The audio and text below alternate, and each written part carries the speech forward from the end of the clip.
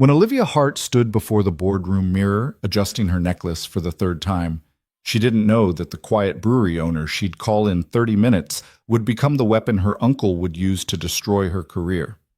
The CEO of Heartline Hotel had survived market crashes and hostile takeovers, but she wasn't prepared for the man who delivered craft beer twice a month to look at her like she was more than a quarterly revenue report. Ethan Cole had built his whole life around staying invisible. Single father, small business, no complications. That strategy died the moment Olivia asked him a question that had nothing to do with hops or lager.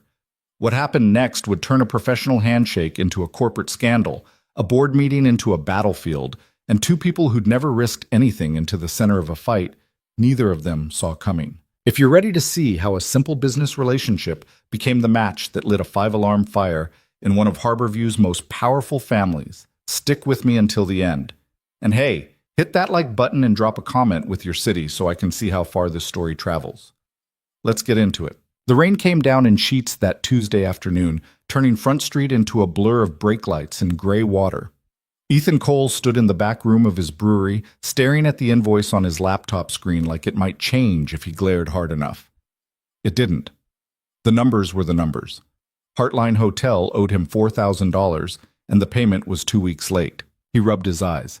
His daughter Maya was upstairs in the apartment above the brewery, probably doing homework or pretending to while she scrolled through her phone.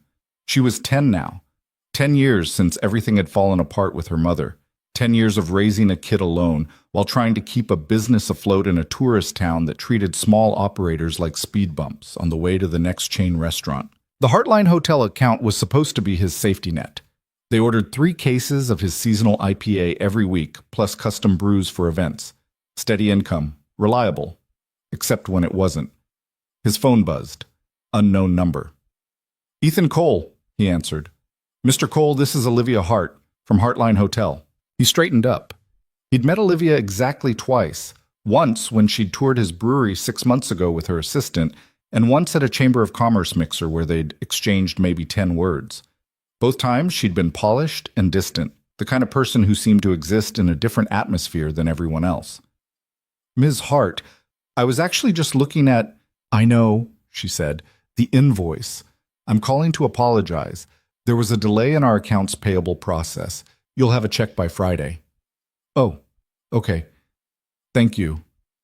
There was a pause. Rain drummed against the window. "Actually," Olivia said, "there's something else. Do you have a few minutes?" Ethan glanced at the clock. Maya's soccer practice was in an hour. "Sure. I'm hosting a dinner tomorrow night, small group, some board members and a potential investor.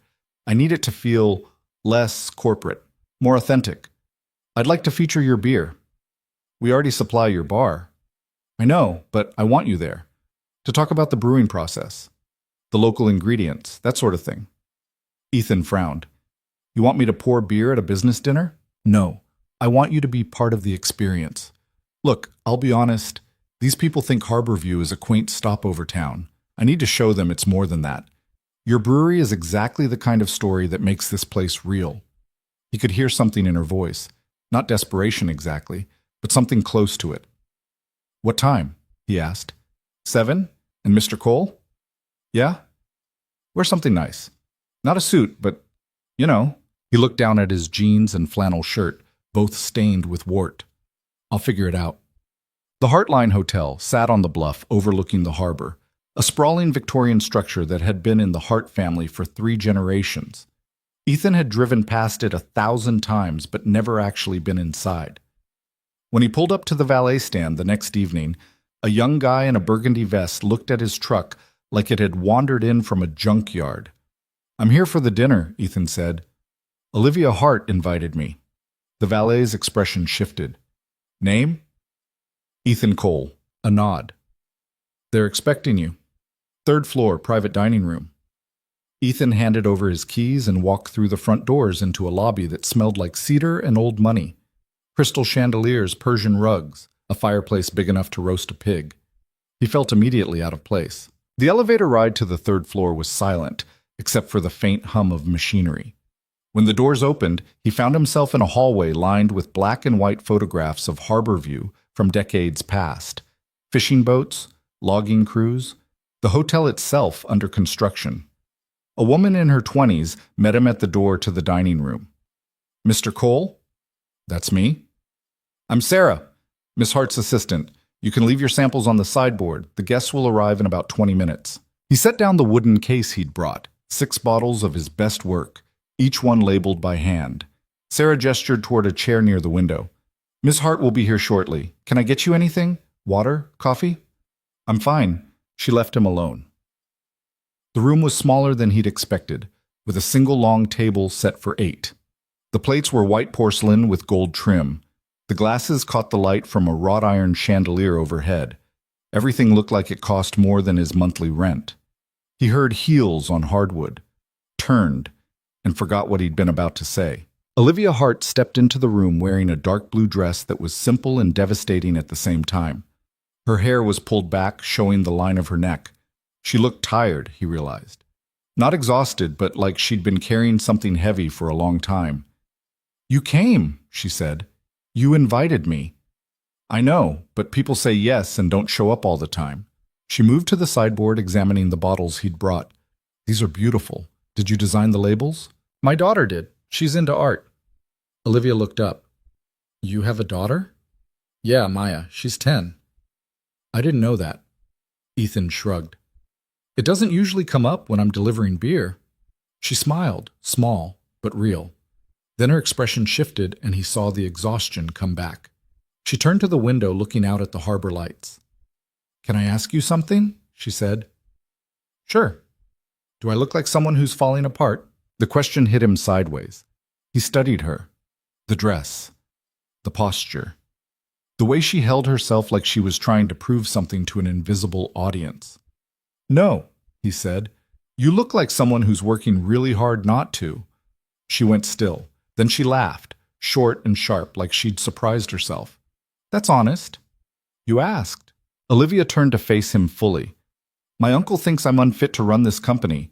He's been lobbying the board to replace me for 6 months. Tomorrow, he's bringing in a consultant to evaluate my performance. This dinner tonight is my last chance to show I know what I'm doing."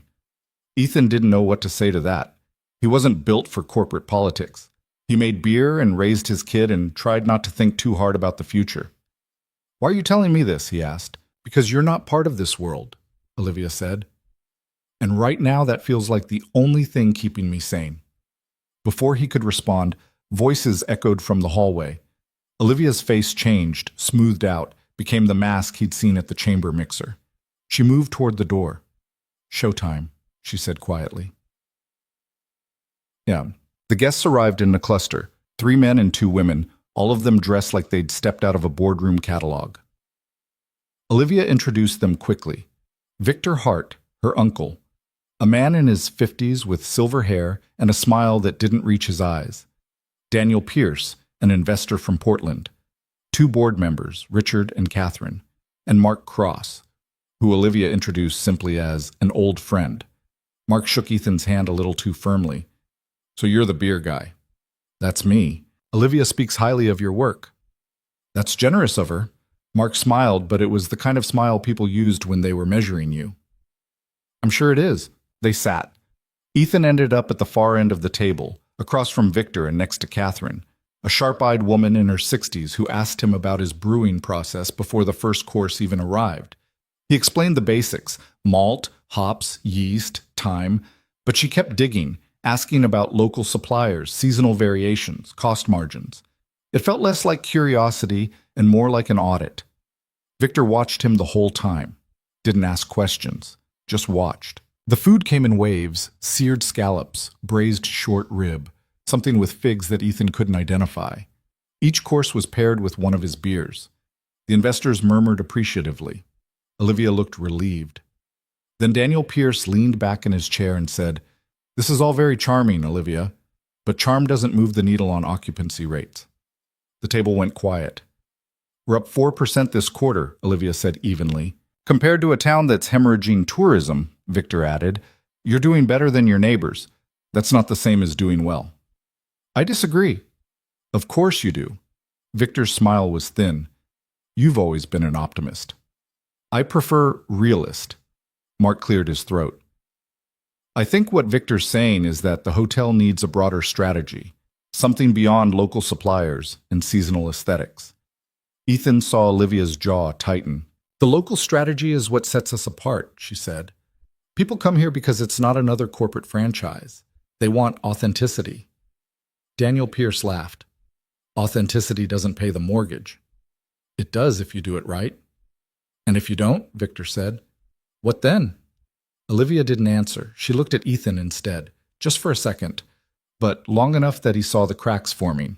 He set down his fork. Can I say something? He asked. Everyone turned. I'm not a businessman, Ethan said. Not like you all are, but I've been running my brewery for 8 years, and the only reason I'm still standing is because people in this town give a damn about what I make.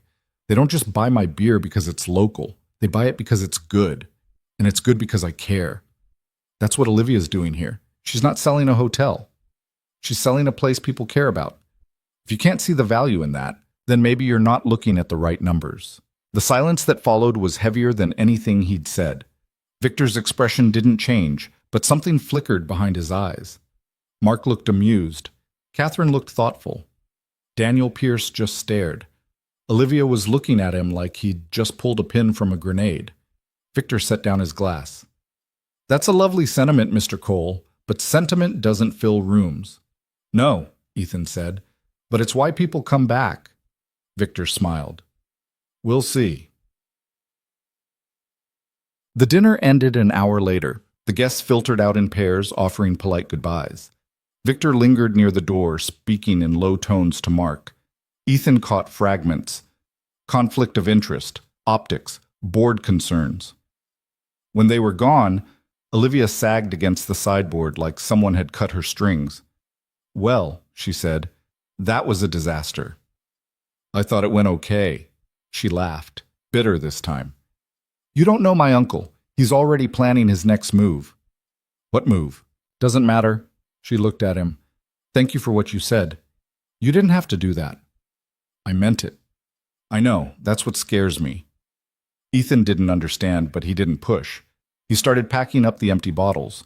Olivia watched him for a moment, then said, Can I ask you something else? Sure. Why did you really come tonight? He paused. You asked me to. That's not an answer. It's the only one I've got. She studied him. Then she moved closer, close enough that he could see the faint lines at the corners of her eyes, the way her breathing had gone shallow. I don't know what I'm doing, she said quietly. With the hotel? With any of it. Ethan set down the bottle he was holding. You're doing fine. You don't know that? Yeah, he said. I do. For a long moment, neither of them moved. The space between them felt charged, like the air before a thunderstorm. Then Olivia stepped back, breaking whatever had been building. You should go, she said. It's late. Yeah. He picked up the case and headed for the door. When he reached it, he looked back. Olivia was standing by the window again, silhouetted against the harbor lights. Ms. Hart? Olivia, she said. Just Olivia. Olivia, if you need anything, I'll call. He nodded and left. Maya was asleep when he got home. He checked on her. She'd kicked off her blankets again and pulled them back up before heading downstairs. The brewery was dark and quiet, the fermentation tanks humming softly in the corner. He poured himself a glass of water and sat at the workbench, staring at nothing. His phone buzzed. A text from an unknown number. Thank you for tonight. I mean it. Oh. He stared at the message for a long time before typing back. Anytime. He didn't expect a response, but 30 seconds later, his phone lit up again. Are you always this honest? He smiled. Only when it matters. This time, the pause stretched longer. When the next message came, it wasn't what he expected. I need your help with something. Can we meet tomorrow? Ethan looked at the screen. He thought about Victor's cold smile, Mark's measuring gaze, the weight Olivia carried like armor. He typed, What time? The response was immediate. Noon. My office. And Ethan? Yeah? Don't tell anyone. He set the phone down and sat in the dark, listening to the rain start up again outside. Somewhere in the back of his mind, a warning bell was ringing, but he ignored it. Whatever this was, he was already in. The Heartline Hotel's executive offices were on the second floor, tucked behind a frosted glass door marked private. Ethan had never been in this part of the building. It smelled different here, less cedar, more coffee and paper. Sarah met him at the reception desk and led him down a narrow hallway to a corner office with windows overlooking the harbor. Olivia was on the phone when he arrived. She gestured for him to sit, finishing her conversation in clipped professional tones. When she hung up, she looked at him like she was trying to solve a puzzle. "You came," she said. "You asked." "I did." She stood and moved to the window. "I need to be careful about what I say next, so I'm just going to say it. My uncle is trying to force me out. He's been building a case for months. Missed projections, vendor complaints, employee turnover. Most of it's fabricated or exaggerated, but it doesn't matter. Perception is reality in this business." "What does that have to do with me?" Olivia turned. "Last night, after you left, Victor called me. He said I was making emotional decisions, that I was too close to local suppliers, that I was prioritizing relationships over results." "That's insane." "Is it?" She crossed her arms. "You stood up for me in front of investors. You defended my strategy. To them, that looks like favoritism." Ethan felt something cold settle in his chest. "You think I shouldn't have said anything?" "No. I think it was brave. But brave doesn't matter if it gives Victor ammunition. So what do you want from me?" Olivia hesitated. "I want you to keep doing business with the hotel, but I need you to understand that anything we do together is going to be scrutinized. Every invoice, every conversation. If there's even a hint of impropriety, Victor will use it." "There's nothing improper about selling you beer." "I know, but that's not how he'll frame it." Ethan stood. "So you're asking me to back off?" "I'm asking you to be careful." "That's the same thing." "No," Olivia said. "It's not." They stared at each other. Ethan could feel his frustration building, not at her exactly, but at the whole situation, at the idea that doing the right thing could somehow be twisted into a weapon. "I don't know how to help you," he said finally. "You already have." She moved closer. "Last night you reminded me why I'm doing this. That matters more than you know." "Then why do I feel like you're pushing me away?" "Because I'm trying to protect you." "From what?" "From this." She gestured at the office, the hotel, the whole mess. "From getting dragged into something that could ruin you." Ethan shook his head. "I'm not some fragile thing that needs protecting." "I know, but I am." The admission hung between them. Olivia looked away, her composure slipping for just a second. When she spoke again, her voice was quieter. "I've spent my whole life in this hotel. My grandfather built it. My father expanded it, and now it's mine to lose. If I go down, I'm taking everything with me. I can't let that happen, not because of pride, because this place is all I have." Ethan understood then. She wasn't pushing him away because she didn't trust him. She was pushing him away because she did. "What do you need?" he asked. Olivia looked up. "I need to show the board I'm making smart decisions, that I'm not some emotional mess who can't separate business from personal feelings. There's a quarterly review next week. If I can present a solid plan, something that shows real growth potential, I might have a chance. And you think I can help with that? I think your brewery is part of the story I need to tell.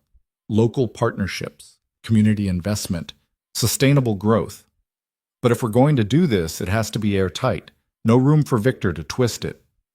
Ethan thought about Maya, about the mortgage on his building, about the risk of tying his business even tighter to a sinking ship. "Okay," he said. "Okay?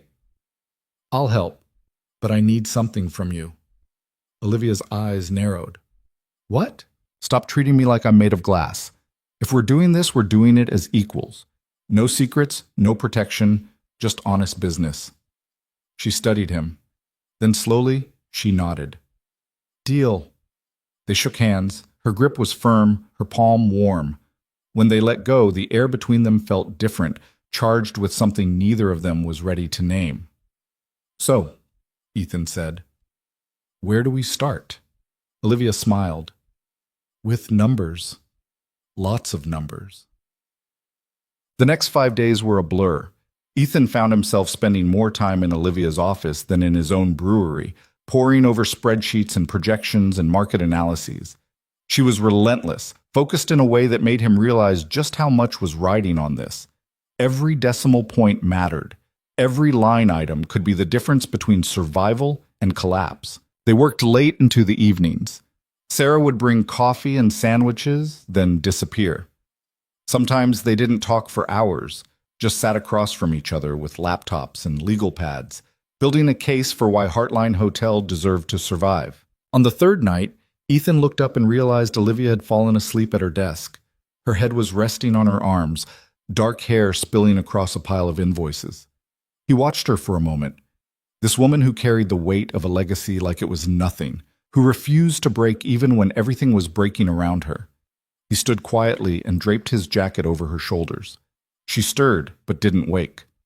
When he got home that night, Maya was waiting up. "You've been gone a lot," she said. "I know, I'm sorry. Is it the hotel lady?" Ethan paused. "Yeah. She needs some help with her business." Maya frowned. "Do you like her?" "She's a client." "That's not what I asked." He looked at his daughter, too smart for her own good, too observant to lie to. "I don't know," he said honestly. Maya considered this. "Okay, but don't forget about me." "Never." She hugged him and went to bed. Ethan stood in the kitchen, feeling the pull of two worlds, the one he'd built, safe and small, and the one Olivia was offering, dangerous and vast. He didn't know which one he wanted more. What? The quarterly review was held in the hotel's largest conference room, a space designed to intimidate. 20-foot ceilings, mahogany paneling, a table that could seat 30. Olivia had warned him there would be 10 board members present, plus Victor and a consultant named Harper Lane who'd been brought in to assess the hotel's operations. Ethan wasn't supposed to be there, but Olivia had insisted. "I need you to present the partnership plan," she'd said. "They need to hear it from you. I'm not a public speaker." "You don't have to be. Just tell them what you told me, that local partnerships matter, that authenticity is worth investing in."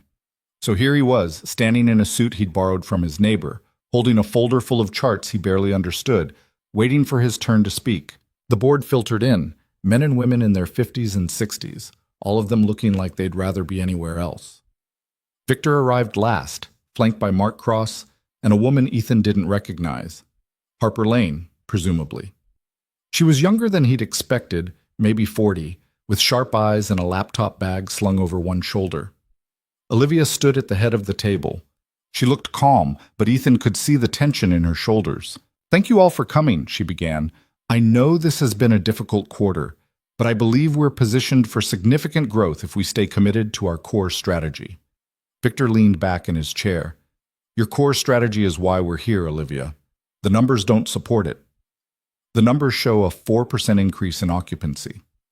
Against a backdrop of declining tourism across the region, you're treading water." "I'm building sustainability. You're building a narrative," Victor said. "And narratives don't pay dividends." Harper Lane cleared her throat. "If I may, I've reviewed the financials, and while there are concerns, I think it's premature to say the strategy isn't working. The question is whether it's scalable." Victor smiled. "Exactly. Which is why I've invited Daniel Pierce to join us today. He has a proposal that addresses scalability." Olivia's face went tight. "We agreed this meeting was for internal review. And Daniel is offering an internal solution. Hear him out." Daniel stood. He had the easy confidence of someone who'd never been told no. "Ladies and gentlemen, I've spent the last month analyzing Heartline Hotel's operations. The property is beautiful. The location is prime. But the business model is fundamentally flawed. You're trying to compete in a luxury market while operating like a bed and breakfast. It doesn't work." "Our guests appreciate the personal touch," Olivia said. "Your guests appreciate low prices," Daniel countered, "which is why your margins are razor thin. If you want to survive, you need to streamline, cut costs. Bring in a management company that knows how to run a hotel at scale. You want a franchise. I want to save your family's legacy." The room erupted in murmurs. Olivia looked at Victor, and Ethan saw something pass between them. Old wounds, old fights. "This isn't about saving anything," Olivia said quietly. "This is about control." Victor spread his hands. "This is about survival. You're a brilliant woman, Olivia, but you're not a manager. You're too emotionally invested. You make decisions based on feelings, not data." "That's not true." "Isn't it?" Victor gestured at Ethan. You brought a brewery owner into a board meeting because you like his beer. You've turned vendor relationships into personal crusades. You're so focused on being authentic that you've forgotten how to be profitable. Olivia's voice went cold. Mr. Cole is here because his partnership represents the kind of sustainable growth this hotel needs. He's proof that local investment works. He's proof that you can't separate business from sentiment, Victor shot back. Ethan felt every eye in the room turn to him. He stood slowly, gripping the folder like a lifeline. "Can I say something?" he asked. Victor waved a hand. "By all means." Ethan opened the folder. His hands were shaking. "I'm not going to stand here and pretend I understand corporate finance. I don't. But I know what it takes to keep a small business alive in a town like this. And the reason my brewery is still here after 8 years is because people believe in what I'm doing, not because I'm the cheapest option, because I'm the best one. That's what Olivia's trying to build, a hotel people believe in. If you turn this place into another franchise, you'll fill rooms, but you'll lose everything that makes it worth staying in." Daniel Pierce laughed. "That's a nice speech, but belief doesn't show up on a balance sheet." "No," Ethan said. "But loyalty does. And loyalty is what keeps people coming back." Victor leaned forward. "Tell me, Mr. Cole, how much does the hotel pay you annually?" Ethan blinked. "I don't see how that's relevant." "Humor me." "About 30,000. And how much would you say your relationship with Ms. Hart has influenced that number?" The room went silent. Ethan felt his pulse spike. "I don't have a relationship with Ms. Hart," he said carefully. "I have a contract." "Of course," Victor smiled. "But you've been spending quite a bit of time in her office lately, haven't you? Working on projections?" Olivia stood. "That's enough." "Is it?" Victor turned to the board. "I'm simply pointing out that my niece has a pattern of letting personal feelings cloud her judgment. Mr. Cole is a fine brewer, but he's not a strategic partner. He's a convenient narrative." Ethan's hands clenched. "You're twisting this. I'm stating facts. You're making implications." "Then clarify them," Victor said. "Tell this board there's nothing personal between you and my niece." Ethan looked at Olivia. She was staring at the table, her face unreadable. "There's nothing inappropriate," Ethan said slowly. "We have a professional relationship, that's all." Victor nodded. "Good. Then you won't mind if we bring in an independent auditor to review all vendor contracts, just to ensure there's no favoritism." Olivia's voice was sharp. "You're out of line. I'm protecting this company.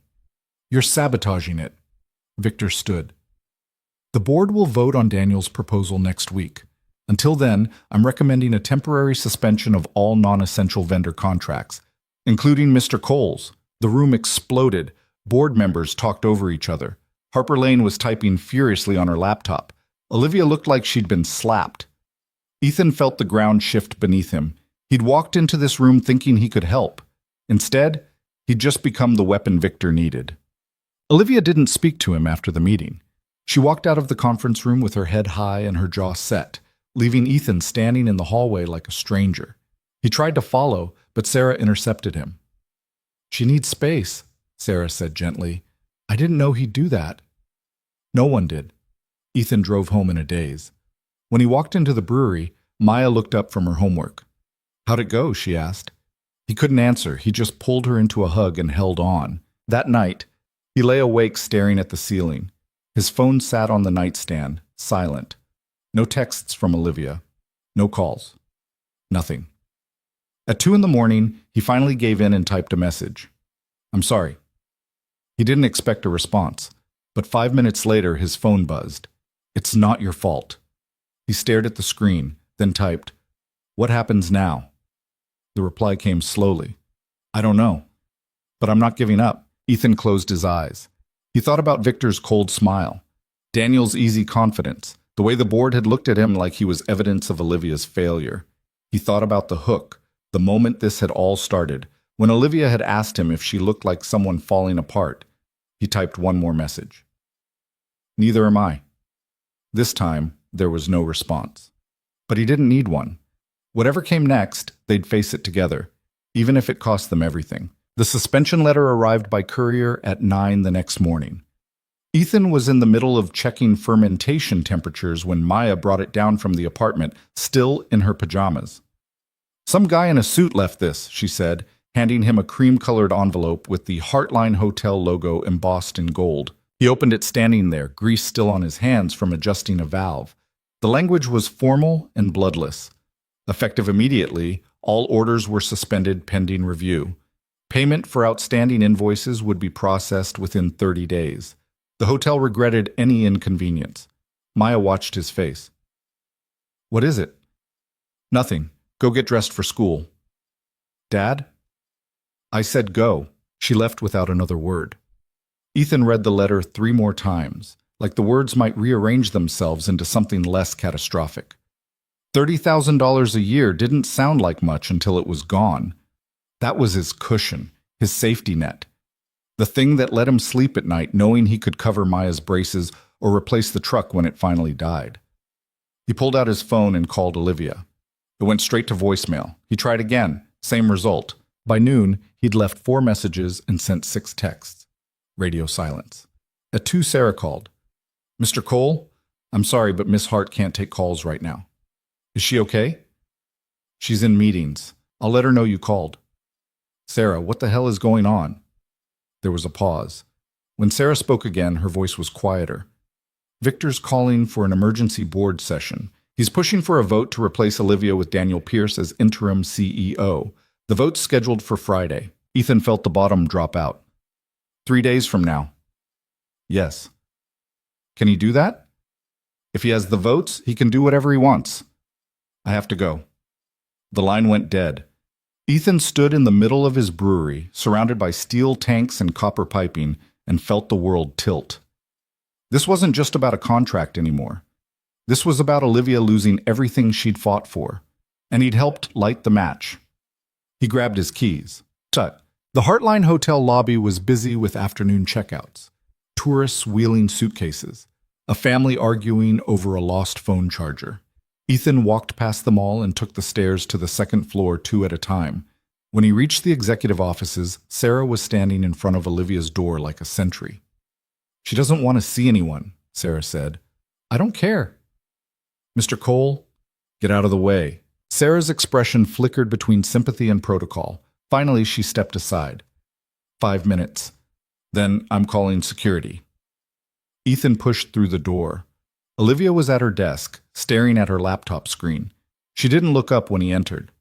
"You shouldn't be here," she said. "I got your letter." "Then you understand why I can't talk to you right now." "Olivia, don't." She finally looked at him, and he saw the exhaustion carved into her face. "Victor's building a case.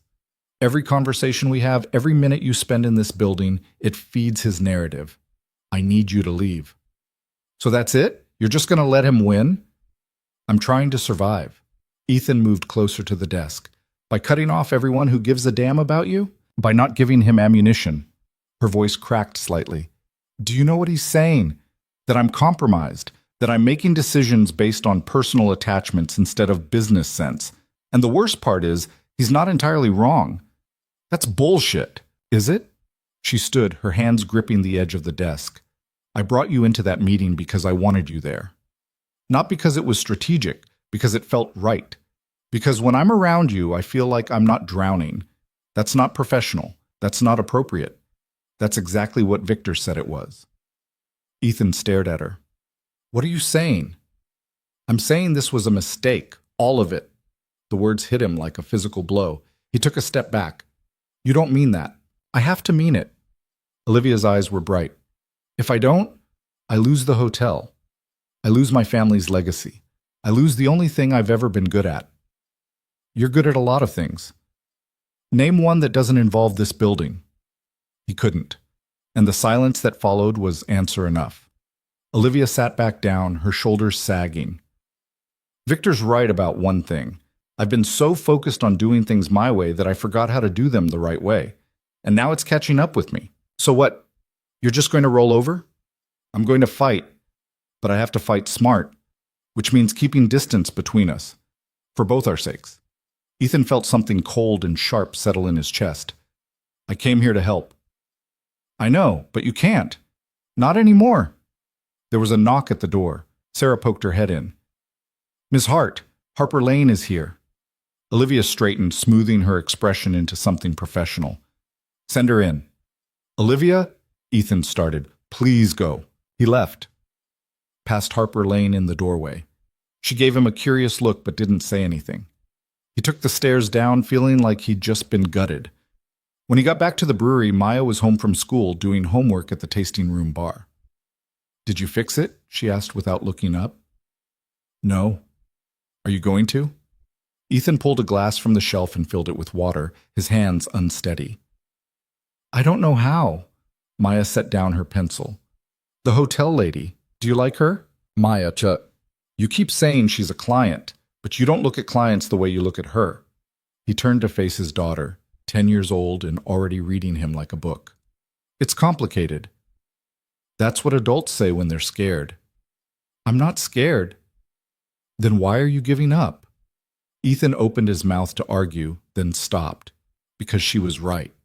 He was scared. Scared of getting in deeper. Scared of making things worse.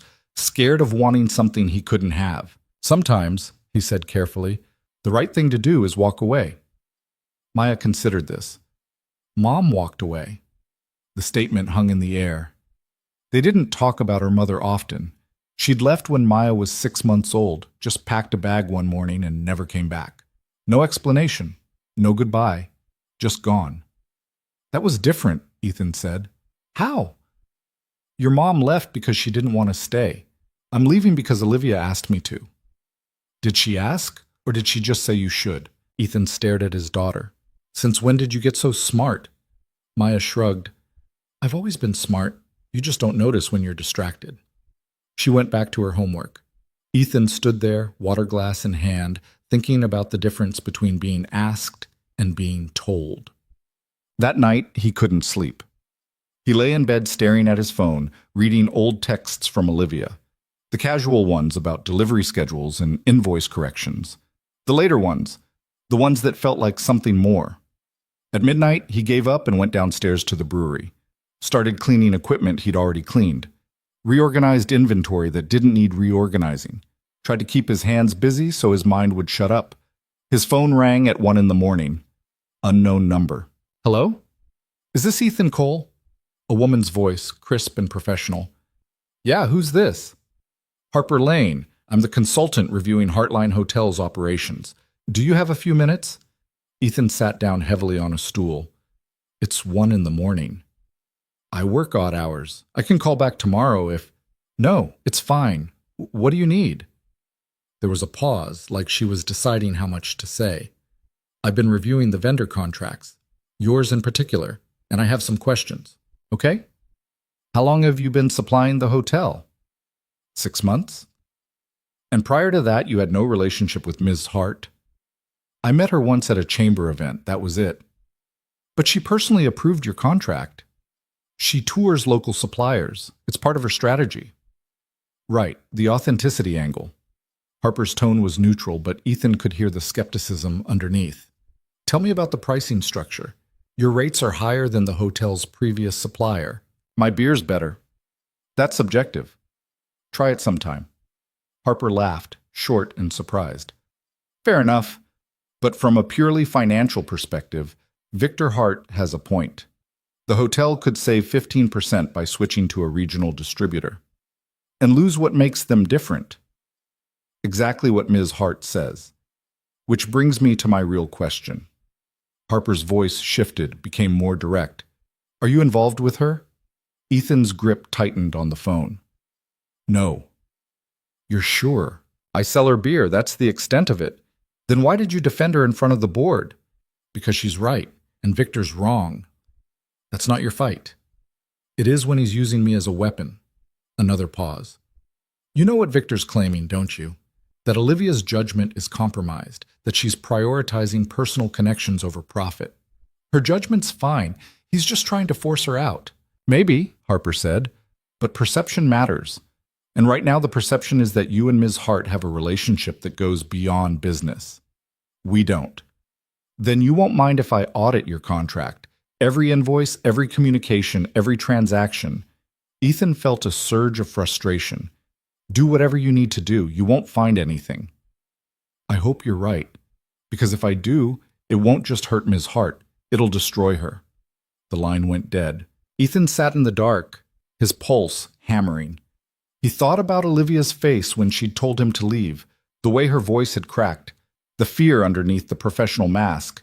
He pulled up her contact and started typing. Harper Lane just called. She's auditing everything. I told her there's nothing to find.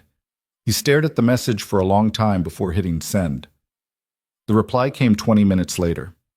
I know. She told me she'd be reaching out to you. Are you okay? The pause stretched. Then, no, but I will be. Ethan typed and deleted 3 different responses before settling on, I meant what I said. I'm not giving up. This time, the reply was almost instant. You should. This isn't your battle. It is now. No response. He waited until 2:30, then gave up and went to bed. But sleep didn't come. He lay there listening to the rain start up again, thinking about battles and choices, and the difference between walking away and being pushed. What's that? The next 2 days passed in a kind of suspended animation. Ethan ran the brewery on autopilot, filling orders and managing employees while his mind churned through scenarios. Harper's audit. Victor's vote. The emergency board session scheduled for Friday. Every hour felt like standing on the edge of a cliff, waiting for someone to push. Maya noticed. She'd come home from school and find him staring at nothing, lost in thought. She stopped asking questions, just sat with him in the quiet, doing homework or drawing while he pretended to review invoices. On Thursday afternoon, Sarah called. Mr. Cole? Miss Hart would like to see you. Ethan's heart kicked. When? Now, if possible. But not at the hotel. There's a coffee shop on Marina Street, the Harborview Roasting Company. Can you meet her there in 30 minutes? Yeah, I'll be there. He told Maya he had an errand to run, promised he'd be back before dinner, and drove to the coffee shop in a fog of anticipation and dread. The place was small and mostly empty. A few students with laptops, an older couple sharing a scone. Olivia was at a corner table, wearing jeans and a sweater instead of her usual business attire. She looked younger, more vulnerable. He sat down across from her. Hi. Hi. She wrapped her hands around a paper cup. Thanks for coming. You asked, a ghost of a smile. I seem to be doing that a lot lately. I'm not complaining. Olivia looked at him, and he saw the exhaustion etched into every line of her face. Harper finished her preliminary review. She's presenting her findings to the board tomorrow morning, before the vote. And? She wouldn't tell me what she found, but Victor's confident, which means it's bad. Ethan leaned forward. There's nothing to find. We've done everything by the book. I know, but that might not matter. Perception is reality. Yeah, I've heard. He rubbed his face. What do you need from me? Nothing. That's why I wanted to see you, to tell you in person that you're off the hook. Whatever happens tomorrow, it's not on you. That's bullshit. Ethan, you didn't drag me into this. I walked in with my eyes open. And I'm not walking away just because it got hard. Olivia's eyes went bright. You don't understand what you're risking. Then explain it to me. She set down her coffee and leaned back, her voice dropping. Victor has the board convinced I'm a liability. If Harper's report supports that, they'll vote me out. Daniel Pierce will take over as interim CEO, and within 6 months, the hotel will be franchised or sold. Everything my family built will be gone. And if your name shows up in that report, if there's even a hint that our relationship influenced business decisions, your brewery will be collateral damage. Victor will make sure of it. How? By telling every supplier, every distributor, every business owner in this town that you compromised a major client. Your reputation will be destroyed. And in a place like Harborview, reputation is everything. Ethan absorbed this. So he wins either way. Unless Harper finds something that clears me. But I don't know what that would be. We did everything right, and that's the problem. There's no smoking gun proving Victor wrong, just absence of evidence, which isn't the same as evidence of absence. Olivia looked at him, surprised. Where'd you hear that? Maya watches a lot of detective shows. Despite everything, Olivia laughed. It was brief and fragile, but real. She sounds like a smart kid. She is. She asked me if I like you. The laughter died. What did you tell her? That it's complicated. That's accurate. She said that's what adults say when they're scared. Olivia's expression shifted. She's right. They sat in silence for a moment. Outside, the rain had started again, turning the street into a blur of gray and gold. Ethan watched people hurry past under umbrellas, their lives simple and uncomplicated. He envied them. What are you scared of? He asked quietly. Olivia looked down at her hands. Failing. Letting down everyone who believed in me. Losing the only thing that makes me feel like I matter. You matter without the hotel. Do I? She met his eyes. I've spent my entire life being the Hart family heir, the responsible one, the one who'd carry on the legacy. If I'm not that, I don't know who I am. Ethan understood that fear. He'd felt it when Maya's mother left, when he'd suddenly become a single father with a business to run and no idea how to do either, when every decision felt like it could be the one that broke everything. You're more than the hotel, he said. I've seen it. In the way you fight for what you believe in, the way you treat people with respect even when you're drowning, the way you asked me for honest advice instead of just what I thought you wanted to hear. That's not a legacy. That's you. Olivia's face crumpled for just a second before she pulled it back together. I can't afford to believe that right now. Why not? Because if I do, I might stop fighting, and I can't stop. Not yet. Ethan reached across the table and took her hand. She stiffened, then relaxed. Her fingers were cold. Then don't stop, he said. Fight, but let me fight with you. I can't ask you to do that. You're not asking. I'm offering. Olivia pulled her hand back gently. You should go. If someone sees us together, I don't care. I do. She stood, gathering her things. Tomorrow's going to be ugly. Stay away from the hotel. Don't call. Don't text. Just let it play out. And after? She looked at him, and for a moment he saw past the armor to the person underneath. Lost. Scared. Hoping for something she couldn't name. After, we'll see what's left. She walked out before he could respond. Ethan sat there, watching her disappear into the rain, feeling like he'd just lost something he'd never actually had. What? Friday morning came too fast. Ethan woke at 5, gave up on sleep at 5:30, and was in the brewery by 6. He tried to work, prepped a new batch, cleaned lines, updated inventory, but his mind kept drifting to the hotel, to Olivia standing in front of the board, to Victor's cold smile, to Harper Lane presenting findings that could end everything. At 8, Maya came downstairs, already dressed for school. You look terrible, she said. Thanks. Is it today? The big meeting? Yeah. She poured herself cereal and sat at the bar. Are you going? No, Olivia asked me to stay away. And you're listening to her? Ethan looked at his daughter. What would you do? Maya crunched her cereal thoughtfully. I'd go, but I'd be smart about it. Like, don't walk into the meeting, but be close enough that she knows you're there. That's actually good advice. I know, I'm full of it. I'm full. He drove her to school, came back, and paced the brewery for another hour. At 9:30, he couldn't take it anymore. He got in his truck and drove to the hotel. The parking lot was full. More cars than usual for a Friday morning. He recognized Victor's Mercedes. Daniel Pierce's rental. The board members' vehicles lined up like soldiers.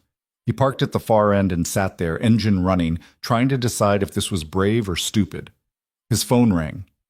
Sarah. Where are you? She asked. Nowhere. Why? Because Harper just asked the board to call you as a witness. Ethan's stomach dropped. What? She wants to question you directly, about the contract, about your relationship with Ms. Hart. Victor's pushing for it. Olivia's trying to block it, but if the board votes to allow it, you need to be here. I'm in the parking lot. Of course you are. Stay there. I'll call you back. The line went dead. Ethan sat in his truck, rain drumming on the roof, and felt the weight of every decision that had led him here. The dinner, the partnership plan, the moment in Olivia's office when he'd promised not to give up. His phone rang again. This time it was a number he didn't recognize. Hello? Mr. Cole, this is Harper Lane. The board has voted to allow witness testimony. I need you in the conference room in 10 minutes. What are you going to ask me? The truth. Can you handle that? Yeah. Good. Because if you lie to protect Ms. Hart, you'll bury her and yourself. She hung up. Ethan sat there for 5 more seconds, then got out of the truck and walked into the storm. The conference room felt different this time, colder. The board members sat in a semicircle, their faces neutral and closed. Victor was at the far end, looking pleased with himself. Olivia sat across from him, her posture rigid. Harper Lane stood at the head of the table, laptop open, a stack of documents beside her. Ethan took the empty chair near the door. No one looked at him except Olivia, and the expression on her face was something between warning and apology. Harper cleared her throat. Mr. Cole, thank you for joining us. I'll keep this brief. I've reviewed all communications, invoices, and transactions between your brewery and Heartline Hotel. I have a few questions. Okay? When did you first meet Ms. Hart? 6 months ago. She toured my brewery as part of her local supplier initiative. And the contract was signed shortly after?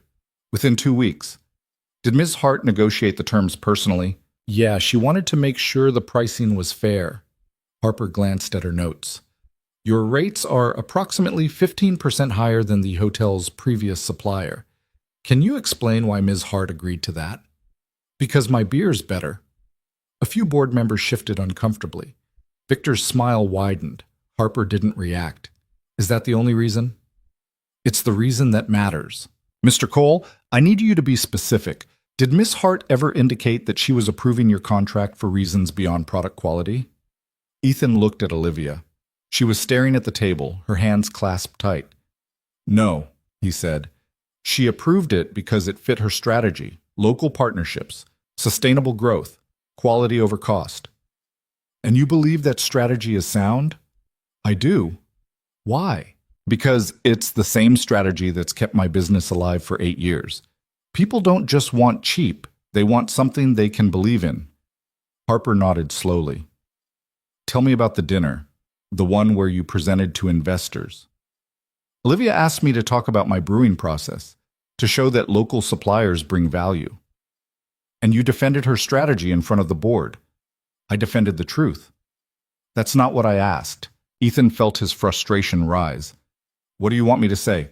That I was trying to help her? Yeah, I was.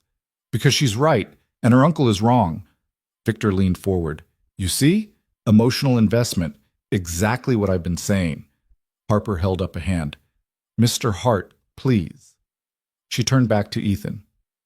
Mr. Cole, I need to ask you directly. Are you romantically involved with Miss Hart? The room went silent. Ethan felt every eye on him. He looked at Olivia again. She was still staring at the table, but her knuckles were white. No, he said. Have you ever been? No. Has she ever suggested that your contract was contingent on anything other than product quality and pricing? Never. Harper studied him. You're telling me that in 6 months of regular interaction, there has been no personal relationship whatsoever? Ethan hesitated, because that wasn't entirely true. There had been something. In her office late at night, in the texts they'd exchanged, in the moment at the coffee shop when he'd taken her hand. It wasn't romantic, but it wasn't nothing. We're friendly, he said carefully, but it's never affected business. How can you be sure? Because every invoice is documented. Every delivery is logged. Every interaction is professional. If there was favoritism, you'd see it in the numbers. And you don't. Harper looked at him for a long moment. Then she closed her laptop. You're right, she said. I don't. The room erupted. Board members leaned in, whispering to each other. Victor's face went tight. Olivia finally looked up, her expression stunned. Harper raised her voice. I've spent the last 3 days reviewing every aspect of Heartline Hotel's vendor relationships. And what I found is this. Ms. Hart runs a tight operation. Every contract is fair. Every decision is documented. Every supplier delivers value, including Mr. Cole. But the pricing, Victor started, is justified by quality and market positioning, Harper cut in. Mr. Cole's brewery has a reputation for excellence. Featuring his product enhances the hotel's brand. That's not favoritism, that's strategy. Daniel Pierce stood. What about the emotional component, the dinner, the meetings? Collaboration, Harper said flatly. Ms. Hart worked with a vendor to develop a presentation. That's not inappropriate. That's good business. Victor's voice went cold. You're telling this board there's no conflict of interest. I'm telling this board that I found no evidence of misconduct. None. What I did find was a pattern of manipulation. Harper turned to face Victor directly. You've been using rumors and insinuations to undermine your niece's authority. You've weaponized normal business practices to create a narrative of incompetence. And you've used Mr. Cole as a convenient scapegoat because he's an easy target. The room went dead silent. Victor's face flushed. That's absurd. Is it? Because I also reviewed your communications, including emails to board members suggesting Ms. Hart was emotionally unstable, including texts to Mark Cross coordinating talking points, including a memo you drafted proposing Daniel Pierce as interim CEO 3 weeks before you claimed to have concerns about Ms. Hart's performance. Victor stood, his chair scraping. This is out of line. No, you are. Harper's voice was steel. You're not protecting this company. You're staging a coup, and it ends now. For a long moment, no one moved. Then Catherine, the sharp-eyed board member, spoke up. I'd like to motion to cancel the replacement vote. Richard, sitting beside her, nodded. Seconded. Harper looked at the rest of the board. All in favor? 7 hands went up. Only Victor and 1 other board member abstained. Motion carries, Harper said. The vote to replace Ms. Hart is canceled. This meeting is adjourned. Victor slammed his hand on the table. This isn't over. Yes, Harper said quietly. It is. She gathered her laptop and documents and walked out. The board members followed, murmuring among themselves. Daniel Pierce left without a word, looking annoyed. Mark Cross hesitated, glanced at Olivia, then followed the others. Soon, only Ethan, Olivia, and Victor remained. Victor looked at his niece with something close to hatred. You think you've won, but this company will fail, and when it does, everyone will know it's because of you. Get out, Olivia said softly. Victor straightened his tie and walked to the door. Before leaving, he turned back. You're just like your father, too proud to see when you're wrong. Then he was gone. Olivia sat there, trembling. Ethan wanted to go to her, but something held him back. After a moment, she stood and walked to the window, staring out at the harbor. I thought I was going to lose, she said. You didn't. Because of Harper. Because you were right. Olivia turned. Her face was streaked with tears she hadn't bothered to wipe away. I was terrified the whole time. I kept thinking, this is it. This is where everything falls apart. But it didn't. No, it didn't. She moved toward him, stopped a few feet away. Thank you for what you said in there, for telling the truth. It wasn't hard. It was just the truth. Olivia laughed, broken and relieved. You make it sound so simple, isn't it? No, it's the most complicated thing in the world. They stood there, the space between them charged with everything they hadn't said. Ethan wanted to close the distance, to pull her into his arms and tell her it was over, that she'd survived, that she could stop fighting now. But he didn't, because he could see in her eyes that she wasn't ready, that the armor she'd built to survive the last few weeks couldn't come down yet. What happens now? He asked. Olivia wiped her eyes. Now I figure out how to run a hotel without my uncle breathing down my neck. And you go back to your brewery, and we both pretend the last 2 weeks didn't nearly destroy us. Is that what you want? I don't know what I want. She looked at him, and he saw the fractures underneath. I just know I need time to rebuild, to figure out who I am without a crisis to define me. Ethan nodded slowly. Okay. Okay? Yeah, take your time. I'll be here when you're ready. Olivia's face crumpled again, but she pulled it back together. You shouldn't wait for me. Why not? Because I might not be worth it. Ethan moved closer then, close enough to see the exhaustion and fear and hope all tangled together in her expression. You are, he said. But you have to believe that yourself. He left her standing there, framed by the window in the harbor beyond, and walked out into a world that felt different than the one he'd entered. Lighter, more open. Like a door had been unlocked somewhere, and all that was left was to figure out how to walk through it. When he got back to the brewery, Maya was waiting. Well? She asked. She won. And you? Ethan thought about it, about Olivia's tears. Harper's report, Victor's exit, the way the truth had cut through all the noise and left something clean behind. I think I won too. Maya smiled. Good. Now can you make dinner? I'm starving. He laughed and pulled her into a hug. And for the first time in weeks, the future didn't feel like something to survive. It felt like something to build. 3 weeks passed before Ethan heard from Olivia again. 3 weeks of filling orders, managing deliveries, and trying not to check his phone every 10 minutes. The suspension letter had been rescinded the day after the board meeting, replaced by a formal apology and a new contract with terms that were actually better than before. Sarah had delivered it personally, along with a handwritten note from Olivia that said simply, "Thank you for everything. I'll be in touch when I can." That was it. No calls, no texts, nothing. Maya noticed the silence but didn't push. She'd catch him staring at his phone during dinner and just slide the ketchup closer or ask about homework help, pulling him back to the world that existed outside of whatever was happening, or not happening, with Olivia Hart. The brewery stayed busy. Summer tourist season was ramping up, and orders from restaurants and bars along the harbor kept him working 12-hour days. It was good. It kept his mind occupied. But at night, when Maya was asleep and the fermentation tanks hummed their low mechanical song, he'd find himself thinking about that last conversation in the conference room. The way Olivia had looked at him, all broken edges and raw hope. The way she'd said she needed time. He was giving her that. But it was harder than he'd expected. On a Tuesday afternoon in mid-June, he was in the back room checking grain inventory when his phone rang. He almost didn't answer, probably another vendor trying to upsell him on equipment he didn't need. But something made him look at the screen. Olivia. He answered before the second ring. Hello? Hi. Her voice sounded different, lighter. Is this a bad time? No, I'm just working. What's up? There was a pause. I was wondering if you'd want to grab coffee, or lunch, or just talk, if you're still willing. Ethan set down the clipboard he'd been holding. Yeah, I'm willing. Okay, good. There's a place on the north end of town, the Blue Heron. Do you know it? I'll find it. Tomorrow? Around 1? I'll be there.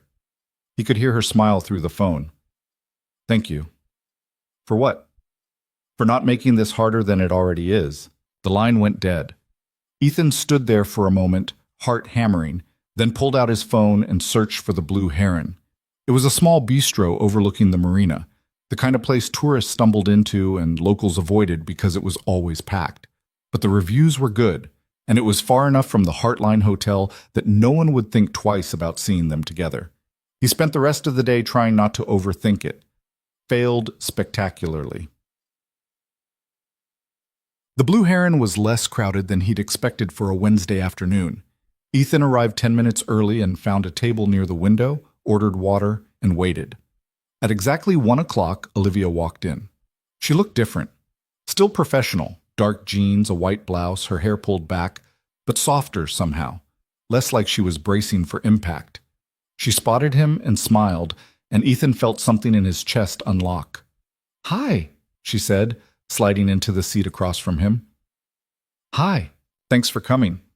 You asked. That earned him a real smile. I did. I seem to be doing that a lot. They ordered sandwiches neither of them would finish, iced tea that sat untouched. The waitress left them alone, and for a moment neither of them spoke. Just looked at each other like they were trying to remember how this worked. So, Olivia said finally, how have you been? Busy? You? Same. The hotel's been a lot, but good. Better than it's been in months. That's good. Yeah. She looked down at her hands. I owe you an apology. For what? For shutting you out. After the board meeting, I needed to prove to myself that I could do this alone, that I wasn't relying on anyone else to keep me afloat. Ethan leaned back. And did you prove it? I think so. I fired Victor. Officially. The board backed me. He's trying to fight it, but Harper's testimony made it clear he was acting in bad faith. He'll lose. Good. Daniel Pierce withdrew his proposal, said the hotel wasn't a good fit for his investment strategy, which is code for, I don't want to touch this mess. Also good, Olivia laughed. You're not very talkative today. I'm listening. Right. She picked up her tea, set it down without drinking. I also wanted to tell you that I've been thinking about what you said, that I'm more than the hotel. You are. I'm starting to believe that. It's hard, but I'm trying. Ethan studied her, the way she held herself, the way her eyes didn't dart around the room looking for threats. She looked like someone who'd survived something and come out different on the other side. What changed? He asked. Olivia considered the question. I had lunch with my dad. I didn't know he was still around. He's not. He died 6 years ago. But I went to his grave, sat there for an hour and just talked to him. Told him everything that happened. How close I came to losing the hotel. How scared I was. How angry. She paused. And I realized he wouldn't have cared. About the hotel, I mean. He would have cared about me. About whether I was okay. And I wasn't. I haven't been for a long time. Ethan felt something shift in the air between them. And now I'm figuring it out, one day at a time. She looked at him directly. That's why I wanted to see you. To tell you that I'm sorry for pushing you away. And to ask if we can start over. Start over how? Honestly. Without all the weight of the last few weeks hanging over us. Just two people who met under complicated circumstances and want to see where things go. Ethan's pulse kicked up. Where do you want them to go? Olivia smiled. Tentative, but real. I don't know yet, but I'd like to find out. Before Ethan could respond, his phone buzzed. He glanced at it, saw Maya's name, and frowned. Sorry, it's my daughter. I should... Take it, Olivia said. He answered. Hey, kiddo, what's up? Maya's voice was tight. Dad, I need you to come get me. Are you okay? Where are you? I'm at school in the nurse's office. I got in a fight. Ethan's stomach dropped. A fight? With who? It doesn't matter. Can you just come? Yeah, I'm on my way. He hung up and looked at Olivia. I have to go. My daughter... I heard. Is she okay? I don't know. I'm sorry. This was... Don't apologize. Go. We can talk later. Ethan stood, threw cash on the table for food they hadn't eaten, and headed for the door. Olivia called after him. Ethan? He turned. Call me when you know she's okay. He nodded and left. Maya was sitting on the plastic bench outside the nurse's office when Ethan arrived, her knuckles scraped raw and her shirt torn at the collar. The school counselor, Mrs. Chen, stood nearby with an expression that was equal parts concern and frustration. Mr. Cole, she said, thank you for coming. Ethan knelt in front of his daughter. What happened? Maya didn't look at him. I hit someone. Why? Because she said something. What did she say? Maya's jaw tightened. That you were dating some rich lady, and we were going to move into a big hotel and forget about everyone we knew. That you were using her for money.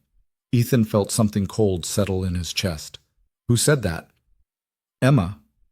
Her mom works at the hotel. She heard people talking. Mrs. Chen cleared her throat. Emma has a bruised cheek. Her parents are on their way.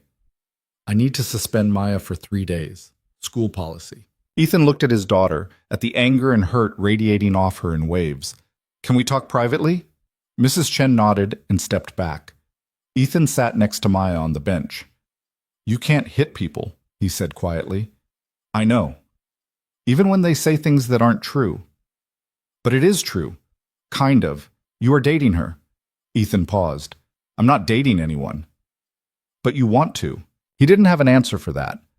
Because she was right. He did want to. He just hadn't admitted it out loud yet. It's complicated, he said finally. Maya turned to look at him, her eyes red. You keep saying that. But it's not complicated. You like her. She likes you. Why can't you just say it? Because it's not that simple. Why not? Because I have responsibilities. You, the brewery, I can't just... You can't just be happy? Maya's voice cracked. Because that's what it sounds like you're so busy making sure I'm okay and the business is okay that you forgot you're allowed to want things too. Ethan stared at his daughter, 10 years old and already seen through every excuse he'd built. When did you get so smart? I told you, I've always been smart. You just don't listen when you're scared. Mrs. Chen returned with paperwork. Ethan signed it, took Maya home, and spent the rest of the afternoon trying to figure out how a simple lunch had turned into this. Emma's parents called around 5, her father calm, her mother furious. Ethan apologized, promised it wouldn't happen again, and hung up feeling like he'd been run over. Maya stayed in her room, didn't come down for dinner. Ethan knocked around 7. Not hungry, she said through the door. Can I come in? A pause. Yeah. He found her sitting on her bed drawing in a sketchbook. She didn't look up when he sat down. I talked to Emma's parents, he said. Her mom's pretty angry. I know. You could have really hurt her. I know that too. Ethan sighed. Why didn't you just walk away? Maya set down her pencil. Because I was tired of people saying things that make you sound bad. Like you're some gold digger or something. You're not. You work harder than anyone I know. And if you like that lady, it's because she's nice, not because she has money. She is nice. Then why are you hiding? I'm not hiding. Maya looked at him. Yes, you are. You've been hiding since Mom left. You think I don't notice, but I do. You never go out. You never meet anyone. You just work and take care of me and pretend that's enough. Ethan felt his throat tighten. You are enough. I'm your daughter, not your whole life. She went back to drawing. Ethan sat there, feeling the weight of 10 years of choices settle on his shoulders. She was right.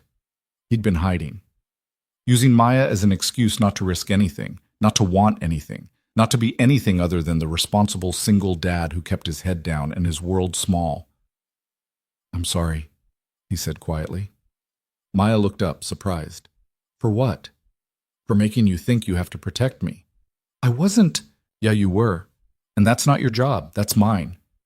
Maya set down her sketchbook and moved closer. So what are you going to do? Ethan thought about Olivia's face across the table, the way she'd smiled when she asked to start over, the way she'd told him to call when Maya was okay. I don't know yet, he said. But I'll figure it out. Maya hugged him. Good. Because Emma's mom isn't the only one talking. Lots of people are saying stuff, and I don't want you to stop seeing the hotel lady just because people are jerks. Ethan laughed despite everything. Noted. He left her to her drawing and went downstairs. His phone was on the counter. He picked it up, stared at Olivia's contact, and hit call. She answered on the first ring.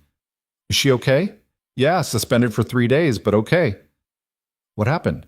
Ethan told her. About Emma, the rumors, the fight. When he finished, there was a long silence. I'm sorry, Olivia said finally. I didn't think about how this would affect her. It's not your fault. Isn't it? If we didn't do anything wrong. People are just talking because that's what they do. Still, I don't want her getting hurt because of me. Ethan leaned against the counter. She's not hurt because of you. She's hurt because some kid said something mean and she reacted. That's on her and me for not teaching her how to handle it better. You're a good dad. I'm trying. Doesn't always feel like enough. It never does, Olivia said softly. But from what I've seen, you're doing better than you think. Ethan closed his eyes. She asked me why I'm hiding. What did you say? I didn't have an answer. There was another pause. When Olivia spoke again, her voice was careful. Are you? Hiding? I think I have been. For a long time. From what? From wanting anything that might fall apart. Olivia exhaled. That's fair. I've been doing the same thing, just with a hotel instead of a daughter. So where does that leave us? I don't know. But I think we both have to decide if we're willing to stop. Ethan thought about Maya's face, the anger and hurt and fierce protectiveness, the way she'd seen through every excuse he'd given. Yeah, he said. I think we do. The next few days were quiet. Maya served her suspension at home, doing schoolwork and avoiding conversations about the fight. Ethan worked through a backlog of orders and tried not to think too hard about what came next. Olivia texted once, a simple, thinking of you both, and he responded with a thumbs-up emoji because words felt too complicated. On Saturday, Maya asked if they could go to the beach. It's June, Ethan said. Water's freezing. I don't want to swim. I just want to walk. They drove to the public beach on the north side of town, a stretch of gray sand and driftwood that tourists mostly ignored. The wind was sharp, carrying the smell of salt and seaweed. Maya walked ahead, collecting shells and tossing them back into the surf. Ethan followed, hands in his pockets, watching her. After a while, she stopped and turned to face him. "Can I ask you something?" "Always." "Do you miss Mom?" The question caught him off guard. They talked about her mother sometimes, but Maya had stopped asking about her years ago, accepted that she was gone and wasn't coming back. "Sometimes," Ethan said carefully, "not the way you might think. I miss who I thought she was, before she left." "Do you think she misses us?" "I don't know. Maybe." Maya picked up a piece of sea glass, held it up to the light. "I used to think she left because of me, like I wasn't good enough or something." Ethan's chest tightened. "Maya, I know that's not true now, but I used to think it." She looked at him. "I think you thought it too, that if you'd been better, she would have stayed." Ethan didn't know what to say, because she was right. He had thought that for years. "People leave for their own reasons," he said finally. "It's not about being good enough. It's about them not being able to stay."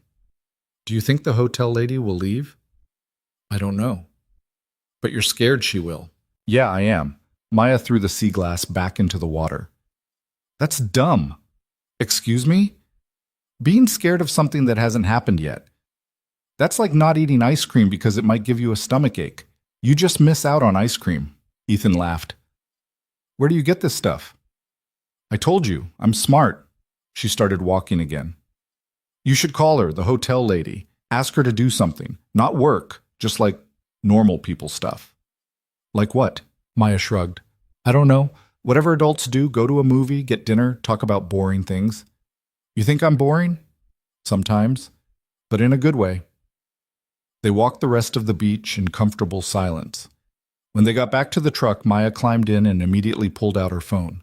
Ethan sat in the driver's seat staring at the ocean, thinking about ice cream and stomach aches, and the difference between being careful and being scared. He pulled out his phone and texted Olivia. "Are you free tonight?" The response came 5 minutes later. "Yes." "Why?" "Want to get dinner?" "Somewhere normal. No business talk." Another pause. Then, "I'd like that. 7? Perfect. Where?" Ethan thought about it.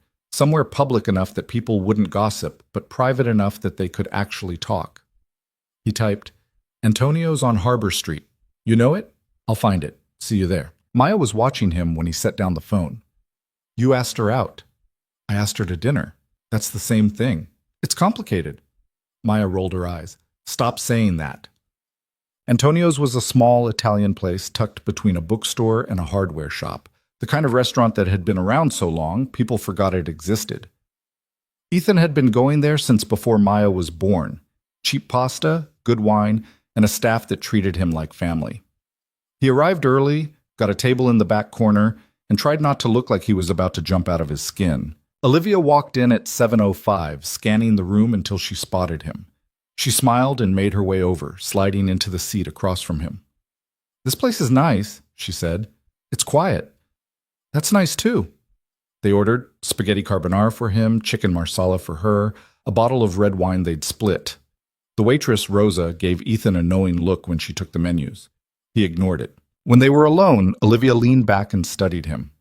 "So, normal people stuff. How does this work?" "I have no idea." "Me neither," she laughed.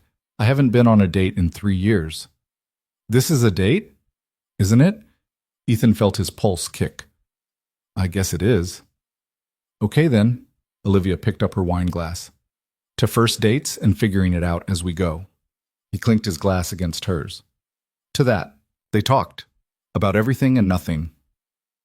Olivia told him about growing up in the hotel, how she'd spent her childhood running through the hallways and sneaking into the kitchen to steal desserts, how her father had been larger than life, charismatic and reckless in equal measure, how he'd died of a heart attack in his office, surrounded by blueprints for an expansion that never happened. Ethan told her about Maya's mother, how they'd met in college, gotten pregnant by accident, tried to make it work because it seemed like the right thing to do. How she'd left when Maya was 6 months old, saying she couldn't do this, couldn't be a mother, couldn't stay. How he'd spent the next 10 years convincing himself it was better this way. Is it? Olivia asked. Better? I don't know. It's what we have, and most days that's enough. But not all days. No, not all days. The food came. They ate slowly, the conversation drifting from heavy to light and back again. Olivia asked about the brewery, and Ethan found himself talking about hops and fermentation times with more enthusiasm than he'd expected. She listened like it mattered, asked questions that showed she was actually paying attention. You really love it, she said. The brewing. It's the only thing I've ever been good at, besides raising Maya. That's two things. That's more than most people get. Ethan set down his fork. What about you? What are you good at? Olivia thought about it. I'm good at holding things together, even when they're falling apart. I'm good at making people believe everything's fine when it's not, and I'm good at lying to myself about what I actually want. What do you want? She looked at him, and for a moment the noise of the restaurant faded. I want to stop being scared all the time. I want to feel like I'm living instead of just surviving, and I want to figure out if this, she gestured between them, is real or just a reaction to everything we've been through. Ethan's chest tightened. What if it's both? Then we deal with it, together. Or we don't, but at least we'll know. The waitress brought dessert, tiramisu they shared with 2 forks. The conversation shifted again, lighter now. Olivia told him about a guest who'd insisted the hotel was haunted because she'd heard footsteps in the hallway. Turned out it was just the ice machine. Ethan told her about the time Maya had tried to brew her own root beer in the basement and ended up flooding the storage room. They laughed. And for the first time in weeks, Ethan felt like he could breathe. When the check came, they argued over who would pay. Olivia won by snatching it out of his hand. You can get the next one, she said. There's going to be a next one? I hope so. They walked out into the cool evening air. Harbor Street was quiet. The shops closed for the night. Olivia stopped near her car and turned to face him. Thank you, she said, for tonight, for being honest. You too. She stepped closer. Can I ask you something? Yeah? Are you still scared? Ethan thought about it. About Maya's words on the beach. About the way Olivia looked at him like he was more than just a guy who made beer. About the possibility of wanting something and actually reaching for it. Yeah, he said, but I'm done letting it stop me. Olivia smiled. Good. She kissed him. Just a brief press of lips, nothing dramatic, but it felt like a door opening. When she pulled back, her eyes were bright. I'll call you, she said. You better. She got in her car and drove away. Ethan stood there for a moment, feeling the ghost of the kiss on his lips, then headed home. Maya was still awake when he got back, curled up on the couch with a book. How'd it go? She asked, without looking up. Good.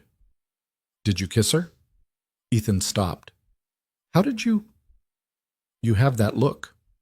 What look? Maya finally glanced at him. The one people get when they stop being scared. Ethan sat down next to her. Yeah, I kissed her. She kissed me. It was mutual. Good. Maya went back to her book. About time. He laughed and pulled her into a side hug. Get some sleep. You've got school Monday. I'm suspended until Wednesday. Right. Well, get some sleep anyway. She rolled her eyes but headed upstairs. Ethan sat on the couch, staring at nothing, and let himself feel something he hadn't felt in a long time. Hope. 2 days later, everything changed. Mark Cross showed up at the brewery. Ethan was in the tasting room, setting up for a private event, when the front door chimed. He looked up and felt his stomach drop. Mark stood there in a suit that probably cost more than Ethan's truck, looking around like he was inspecting something he might buy. Mr. Cole, Mark said, do you have a minute? I'm working. This won't take long. Ethan set down the glass he'd been polishing. What do you want? Mark walked to the bar and sat on a stool. I wanted to talk to you about Olivia.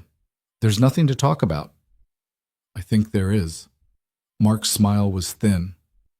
I've known Olivia for 15 years. We dated in college, almost got engaged, and I know her well enough to see when she's making a mistake. And you think I'm a mistake. I think you're a distraction. A well-meaning one, maybe, but a distraction nonetheless.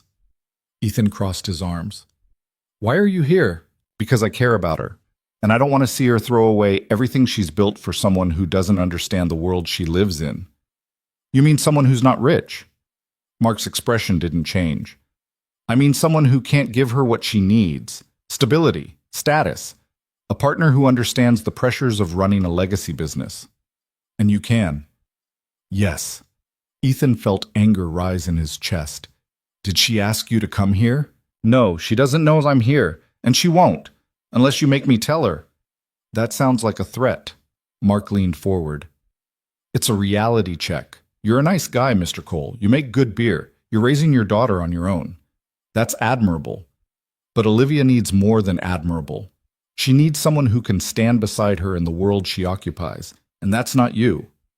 Ethan stared at him. You don't know anything about me. I know enough. I know you almost lost your business when Victor went after Olivia. I know your daughter got in a fight because kids at school were talking about you two. I know that every day you're with her, you're dragging her into a world of scrutiny and gossip that she doesn't need. That's not... It is, and deep down, you know it. Mark stood. I'm not asking you to stop seeing her. I'm asking you to think about what's best for her. And if you care about her the way I think you do, you'll realize that walking away is the kindest thing you can do. He left before Ethan could respond. The door chimed shut and Ethan stood there, hands gripping the edge of the bar, feeling like he'd been punched in the gut. Because the worst part was, some of what Mark said was true. He pulled out his phone, started to text Olivia, stopped, started again, stopped.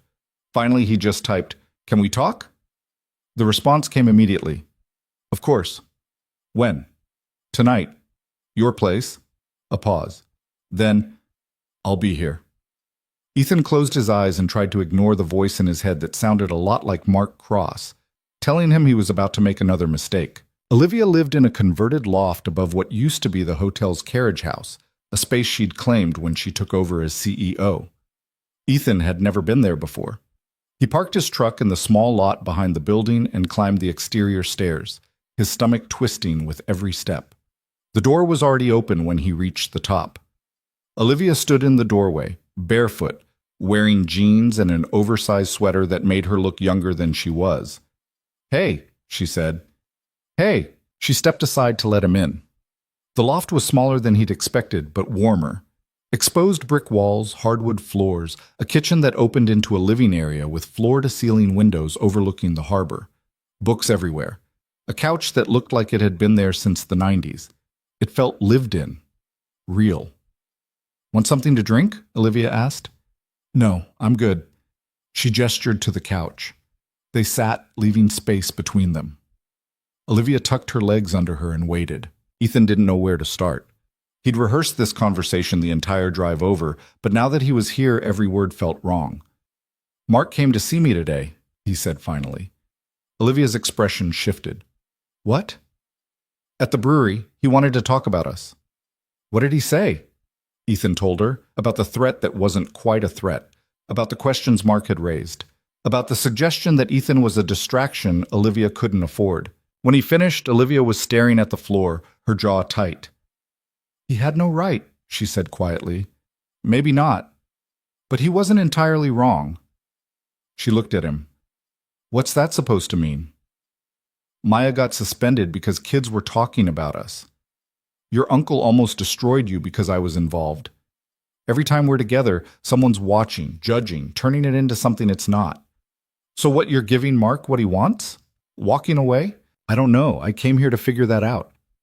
Olivia stood and moved to the window. The harbor lights reflected off the glass, turning her into a silhouette. Do you want to walk away? No. Then why are we having this conversation? Ethan stood too. Because I need to know if this is real, or if we're just two people who got caught up in a crisis and confused survival with something else. Olivia turned to face him. You think that's what this is? I think it's possible. And if it's not, if it's real, then we have to deal with everything that comes with it. The scrutiny, the gossip, the fact that people like Mark will always think I'm not good enough for you. Olivia crossed the room until she was standing inches from him. Do you think you're not good enough? Ethan looked at her, at the fire in her eyes, the way she held herself like she was ready to fight. I think I'm a guy who makes beer and raises his kid, And you're someone who runs a 100-year-old hotel and has board meetings and deals with people like Victor and Mark. Those are two different worlds. So? So maybe Mark's right. Maybe I don't belong in yours. Olivia's face hardened. That's the most insulting thing you've ever said to me. Ethan blinked. What? You think I care about board meetings? About status? About what people like Mark think? Her voice was rising. I spent the last 3 months fighting to save a hotel I'm not even sure I want anymore. And the only person who made me feel like I wasn't drowning was you. Not because you know anything about hospitality or legacy businesses, because you're real. Because you don't treat me like some figurehead who needs to be managed. You treat me like a person. Olivia, no. You don't get to do this. You don't get to decide what's best for me based on what Mark Cross says or what some kids at Maya's school think. That's my choice. And I choose you. If you want to be chosen. The words hung between them. Ethan felt something break open in his chest. I want to be chosen, he said quietly. Then stop running. He kissed her. Not carefully this time. Not a tentative first kiss outside a restaurant. This was desperate and certain all at once, his hands in her hair, hers gripping his shirt like she was afraid he'd disappear. When they finally pulled apart, both of them were breathing hard. Okay, Ethan said. Okay? Yeah, I'm done running. Olivia smiled, bright and relieved. Good, because I was about to throw something at you.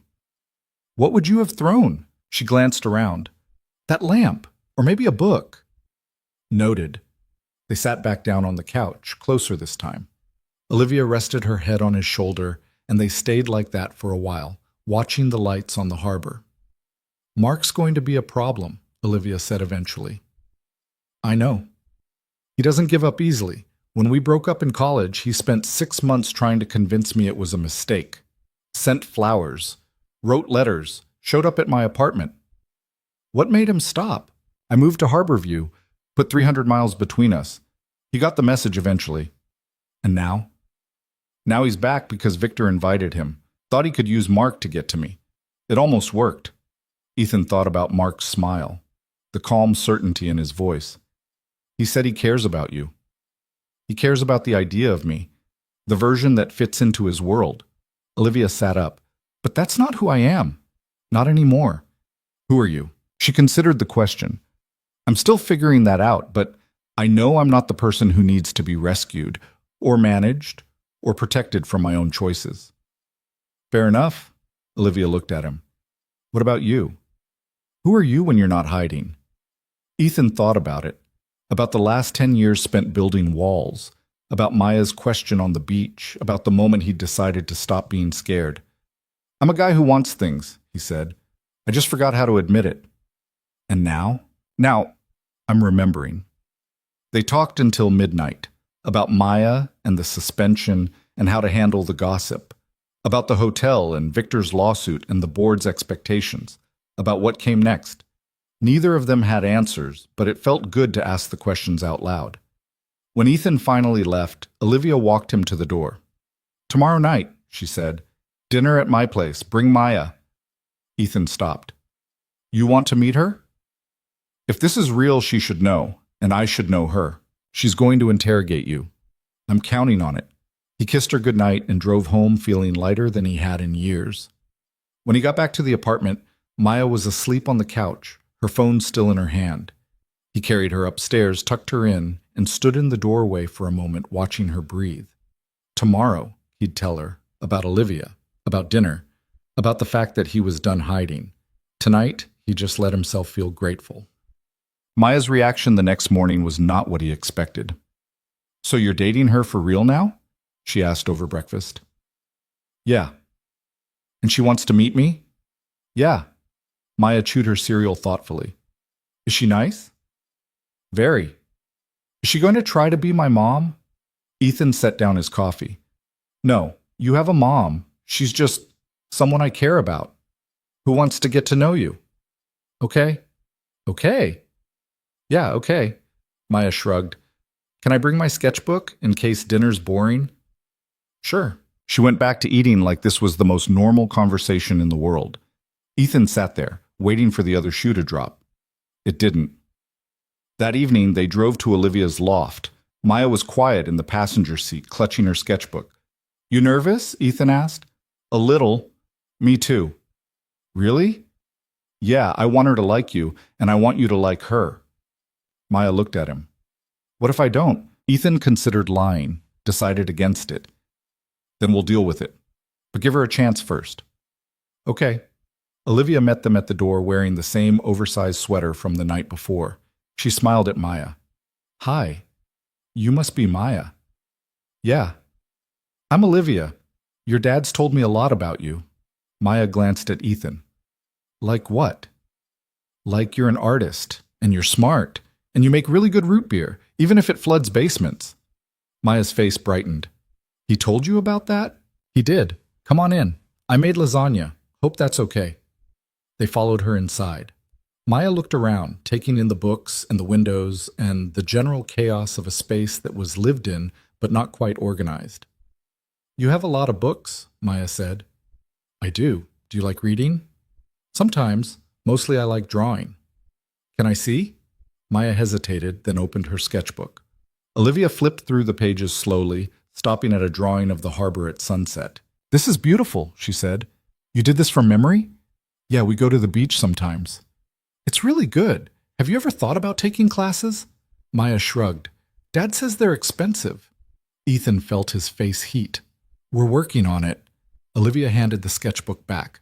Well, if you ever want to draw here, you're welcome. The light's good in the afternoons. Maya looked at her dad, then back at Olivia. Okay. They ate dinner at the small table by the window. The lasagna was better than Ethan expected. Homemade, not the frozen kind. They talked about school and art and the hotel. Maya asked questions, lots of them. What's it like running a hotel? Do you get to stay in the fancy rooms? Have you ever met anyone famous? Olivia answered patiently, treating each question like it mattered. After dinner, Maya asked if she could draw by the window. Olivia said yes and set her up with better light. Then she and Ethan moved to the couch. She's great, Olivia said quietly. She likes you, I can tell. How? She's drawing. She only does that when she's comfortable. Olivia smiled. Good. They sat in comfortable silence for a while, watching Maya work. Ethan felt something settle in his chest. This could work. Maybe not easily, but it could work. His phone buzzed. He glanced at it and frowned. What is it? Olivia asked. Sarah. She says you need to call her. It's urgent. Olivia's face went tight. She pulled out her phone and stepped into the kitchen. Ethan could hear her voice, low and tense, but couldn't make out the words. When she came back, she looked shaken. What happened? He asked. Victor filed an emergency injunction. He's claiming the board vote was invalid because Harper's testimony was biased. He wants a new hearing. Ethan felt his stomach drop. Can he do that? He just did. The hearing's Monday, 3 days from now.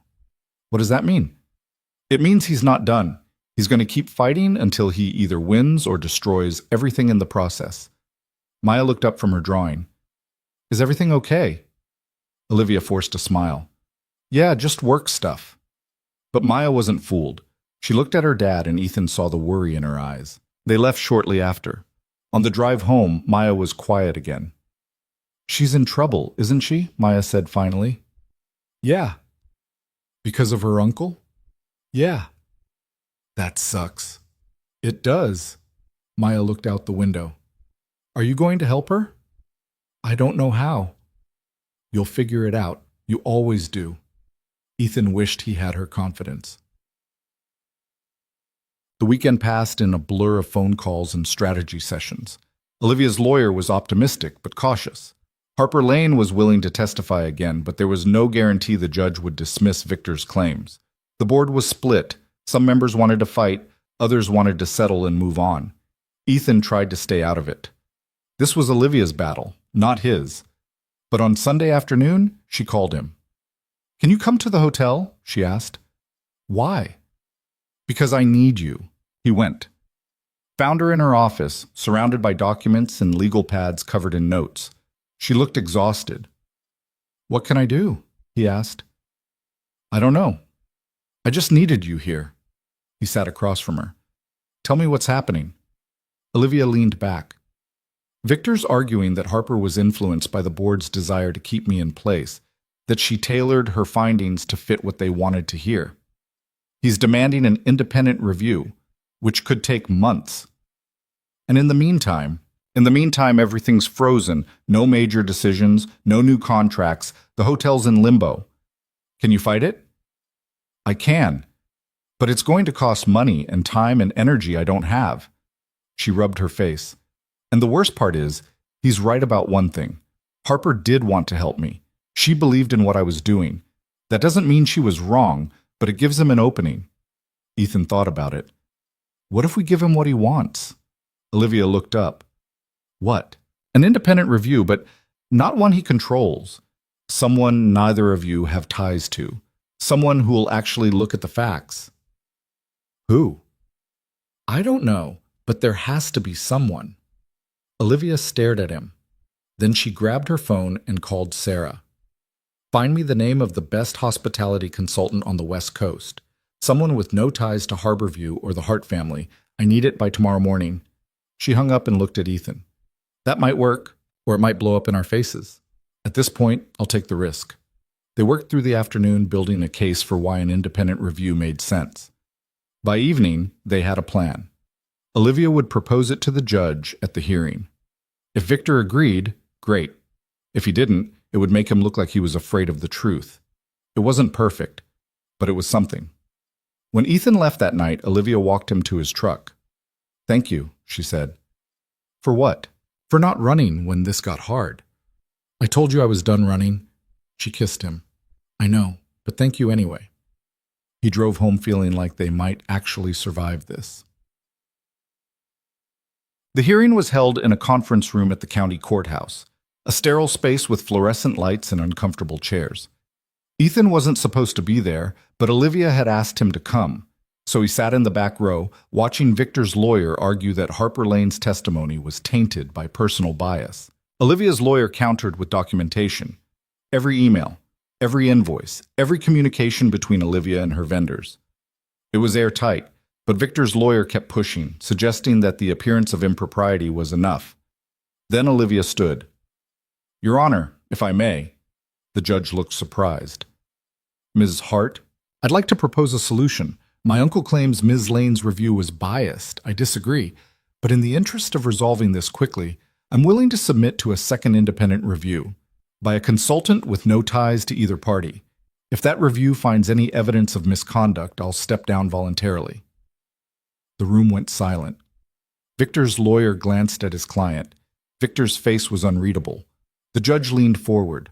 Mr. Hart, would you agree to those terms? Victor stood slowly. Who chooses the consultant?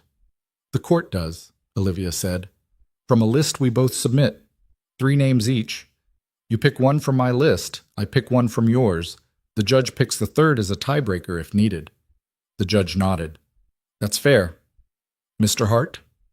Victor looked at Olivia. Ethan could see the calculation happening behind his eyes. If he agreed, he risked another review clearing her.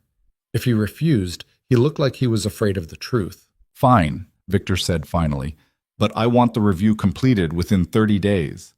Agreed, Olivia said. The judge banged his gavel. Submit your lists by end of business tomorrow. We'll reconvene next week to finalize the consultant. This hearing is adjourned. People filed out. Ethan made his way to Olivia. She was standing with her lawyer, looking drained but relieved. That was brave, Ethan said. That was desperate. Same thing sometimes, she laughed. Yeah, sometimes. Victor approached. His lawyer tried to steer him away, but he shook him off. Olivia, he said. Victor, you're making a mistake. This consultant is going to find exactly what I've been saying all along, that you're unfit for this job. Then you have nothing to worry about. Victor's eyes shifted to Ethan. And you, still hanging around, I see. I was invited. Of course you were, Victor smiled. Tell me, Mr. Cole, what's it like being the reason she's going to lose everything? Ethan felt his hands clench. I'm not the reason for anything. You are. Am I? Because from where I'm standing, the hotel was fine until you showed up. Stable, profitable. Then you came along with your local partnerships and authenticity nonsense, and suddenly everything's falling apart. That's not, isn't it? Victor leaned in. You're a distraction, a liability. And deep down, she knows it. She's just too proud to admit it. Olivia stepped between them. That's enough. Is it? Because I'm trying to save this family's legacy, and you're throwing it away for a man who can't even get out, Olivia said quietly. Before I have security remove you. Victor stared at her for a long moment. Then he turned and walked away. When he was gone, Olivia sagged against Ethan. I hate him, she said. I know. I hate that he can still get to me. He's your family. He's supposed to get to you. She looked up at him. Is he right? About you being a distraction? Do you think he's right? No, but I'm scared he might be. Ethan took her hands. Then we prove him wrong. Together. Olivia nodded. Together. They left the courthouse and drove back to Harborview in separate cars. Ethan kept checking his rearview mirror, making sure she was still behind him. When they reached the hotel, she pulled into the parking lot. He pulled in beside her. You okay? He asked through the window. I will be. I just need to make some calls, line up my list of consultants. Need help? No, but thank you. She drove around to her loft. Ethan headed home. Maya was doing homework when he walked in. How'd it go? She asked. Complicated, but okay. Is she going to be okay? I think so. Maya set down her pencil. Good. I like her. Ethan smiled. Yeah? Yeah, she's not fake. And she didn't try too hard. That's important. When did you become an expert on people? I've always been an expert. You just don't listen. He pulled her into a hug. I'm listening now. Good. Keep it up. Ciao. The next 2 weeks were tense. Olivia and Victor each submitted their lists. The judge selected a consultant named Dr. Rebecca Frost, a hospitality expert from Seattle with 30 years of experience and zero connections to anyone involved. She arrived the following Monday and immediately began her review. Dr. Frost was thorough. She interviewed staff, reviewed financial records, examined contracts, talked to vendors, including Ethan. She was polite but detached, the kind of person who treated emotions like data points. How long have you been supplying the hotel? She asked during their meeting. 6 months. And your relationship with Ms. Hart is both professional and personal? Yes. Has that ever created a conflict of interest? No. How can you be sure? Ethan thought about it. Because every business decision we've made has been documented. Every invoice is market rate. Every interaction has been transparent. If there was a conflict, you'd see it in the records. Dr. Frost made notes. And personally, has your relationship with Ms. Hart influenced her business decisions in any way? Not that I've seen. But you can't be certain. No one can be certain about anything. But I trust her, and I trust that she wouldn't compromise her hotel for anyone. Dr. Frost looked at him. That's faith, Mr. Cole, not evidence. Sometimes faith is all you have. She didn't respond, just made more notes and thanked him for his time. The review took 3 weeks. 3 weeks of Olivia barely sleeping. 3 weeks of stress and uncertainty and waiting. Ethan tried to be supportive, but there was only so much he could do. This wasn't his fight, it was hers. Finally, Dr. Frost scheduled a presentation. The board, the lawyers, Victor and Olivia. Everyone gathered in the hotel's conference room on a Thursday afternoon. Ethan wasn't invited, but Olivia texted him when it was over. It's done. Can you come to the loft? He drove over immediately. Found her sitting on the couch, staring at nothing. What happened? He asked. She cleared me. Completely. Said there was no evidence of misconduct, no favoritism, no conflict of interest. She called Victor's claims baseless and potentially defamatory. Ethan felt relief flood through him.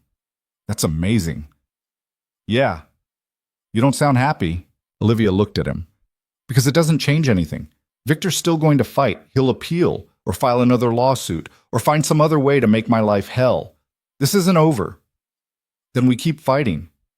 For how long? Another month? Another year? At what point do I just walk away? Ethan sat beside her. Is that what you want? I don't know. I'm tired. I'm so tired of proving myself over and over, of justifying every decision, of defending my right to run a business my family built. Then stop defending it. She looked at him. What? Stop defending it. Stop fighting on his terms. Build something he can't touch. Like what? Ethan thought about it. What if you expanded? Not the hotel, something new, a restaurant, a brewery partnership, something that's yours, that you build from the ground up without the weight of 3 generations on your shoulders. Olivia stared at him. You mean leave the hotel? No, I mean stop letting it define you. Use it as a foundation, but build something that's just yours. She was quiet for a long time, then she smiled. That's actually not a terrible idea. I have them occasionally. She kissed him. Thank you. For what? For reminding me I'm more than this building. They sat together as the sun set over the harbor, making plans that felt more like dreams. And for the first time in weeks, the future didn't feel like something to survive. It felt like something to build. The idea started small. Just a conversation over coffee about what it would look like to do something different. But ideas have a way of growing when you're not paying attention. And by the end of the week, Olivia had sketched out plans for a restaurant attached to the hotel, a space that would feature local ingredients, partner with regional breweries, and operate independently from the Heartline's traditional structure. Something Victor couldn't touch because it would exist outside his reach. Ethan thought she was joking at first. Then he saw the spreadsheets. You're serious about this, he said, staring at the numbers on her laptop. Why wouldn't I be? Because you just survived a lawsuit and a board revolt. Most people would take a break. Olivia looked at him over the screen. I'm not most people. I'm aware. They were in her loft again, Maya downstairs in the hotel lobby doing homework with Sarah, who'd taken a liking to the kid and kept finding excuses to spend time with her. It was late afternoon, the kind of gray September day that made Harborview feel like the edge of the world. The problem is capital, Olivia said. I can't use hotel funds without board approval, and if I ask the board, Victor will fight it. So don't ask. I need money, Ethan, real money. This isn't something I can bootstrap. Ethan thought about it. What if we did it together? Olivia went still. What? A partnership. You bring the space and the expertise. I bring the brewery connection and whatever capital I can scrape together. We split ownership. You don't have that kind of money. I have some, and I can get a loan. The brewery's doing well enough that banks will listen. That's a huge risk. So is everything worth doing? Olivia stared at him. You'd do that? Put your business on the line for something that might fail? It's not going to fail. You don't know that. No, but I believe in you, and I believe in what we could build together. She closed the laptop and moved to sit beside him on the couch. This is crazy. Probably. Victor will lose his mind. Good. Olivia laughed, and it sounded like relief. Okay, let's do it. They shook hands like business partners. Then she kissed him like something else entirely. Breaking the news to the board was exactly as painful as expected. Victor called an emergency meeting the moment he heard, accusing Olivia of misappropriating hotel resources and violating her fiduciary duty. Olivia's lawyer calmly explained that the restaurant would lease space from the hotel at market rate, operate as a separate LLC, and generate revenue through the lease agreement. It was legal, transparent, and none of Victor's business. Victor's face went purple. This is a betrayal of everything this family stands for. No, Olivia said quietly. This is me building something new. You can either support it or get out of the way. I'll fight this. You can try. The board voted, 7-3 in favor of approving the lease. Victor and 2 others voted against. It wasn't even close. When Victor stormed out, slamming the conference room door hard enough to rattle the windows, Catherine caught Olivia's eye and smiled. About time someone put him in his place, she said.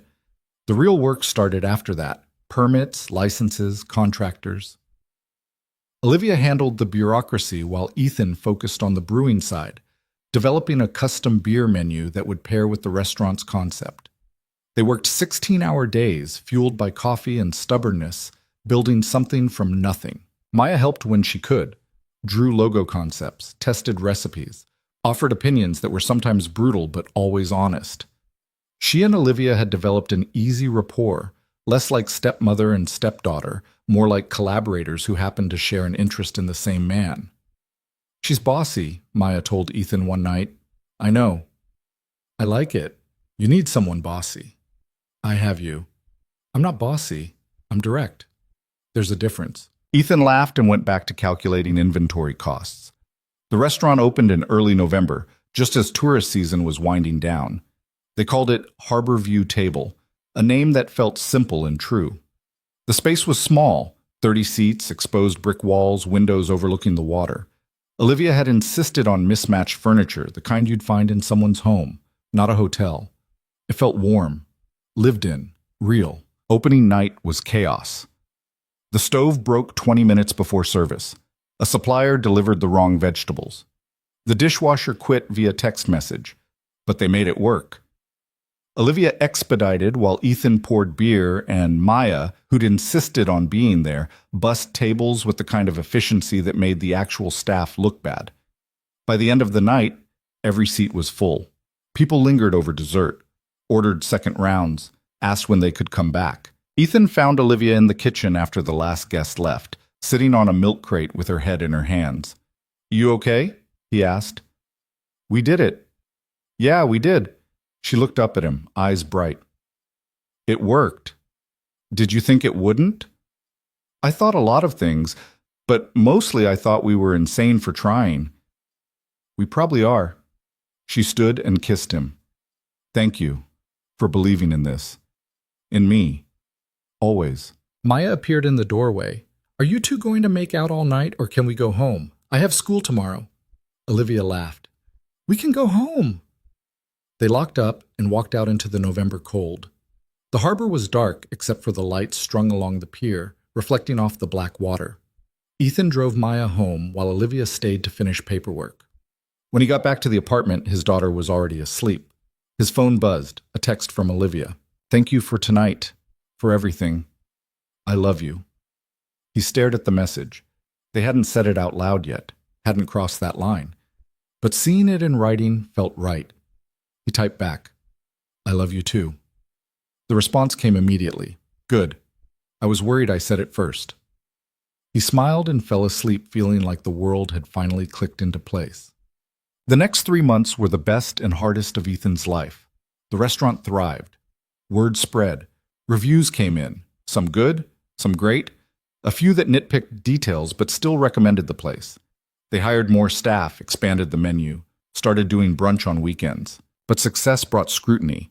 Victor filed a formal complaint with the city, claiming the restaurant violated zoning laws. It was dismissed, but it cost them time and legal fees.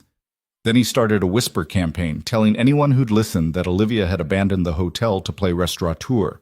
The board ignored him, but the damage was done. Occupancy at the Heartline dipped. Not drastically, but enough to notice. Olivia tried to manage both, running the hotel during the day, working the restaurant at night. Ethan watched her burn through energy like it was infinite, even though he knew it wasn't. "You need to slow down," he told her one night. "I can't. You're going to collapse." "I'm fine." "You're not." She turned on him, exhausted and defensive. "What do you want me to do, Ethan? Walk away from the hotel? Let Victor win? I want you to stop trying to prove something to people who are never going to be satisfied." "That's easy for you to say. You don't have 3 generations breathing down your neck." "No, I just have a daughter who barely sees me anymore because I'm too busy trying to keep up with you." The words hung in the air. Olivia's face went pale. "That's not fair," she said quietly. "Isn't it? When's the last time we had dinner together? Not at the restaurant, just us." "I don't know." "Exactly." Olivia sat down heavily. "I'm sorry. I'm not asking for an apology. I'm asking you to take a breath, to trust that the world won't fall apart if you're not holding it up every second." She looked at him, and he saw how close to the edge she really was. "I don't know how to do that." "Then let me help you figure it out." They hired a manager for Harbor View Table, someone with experience, someone Olivia trusted. It took the pressure off. Let her breathe.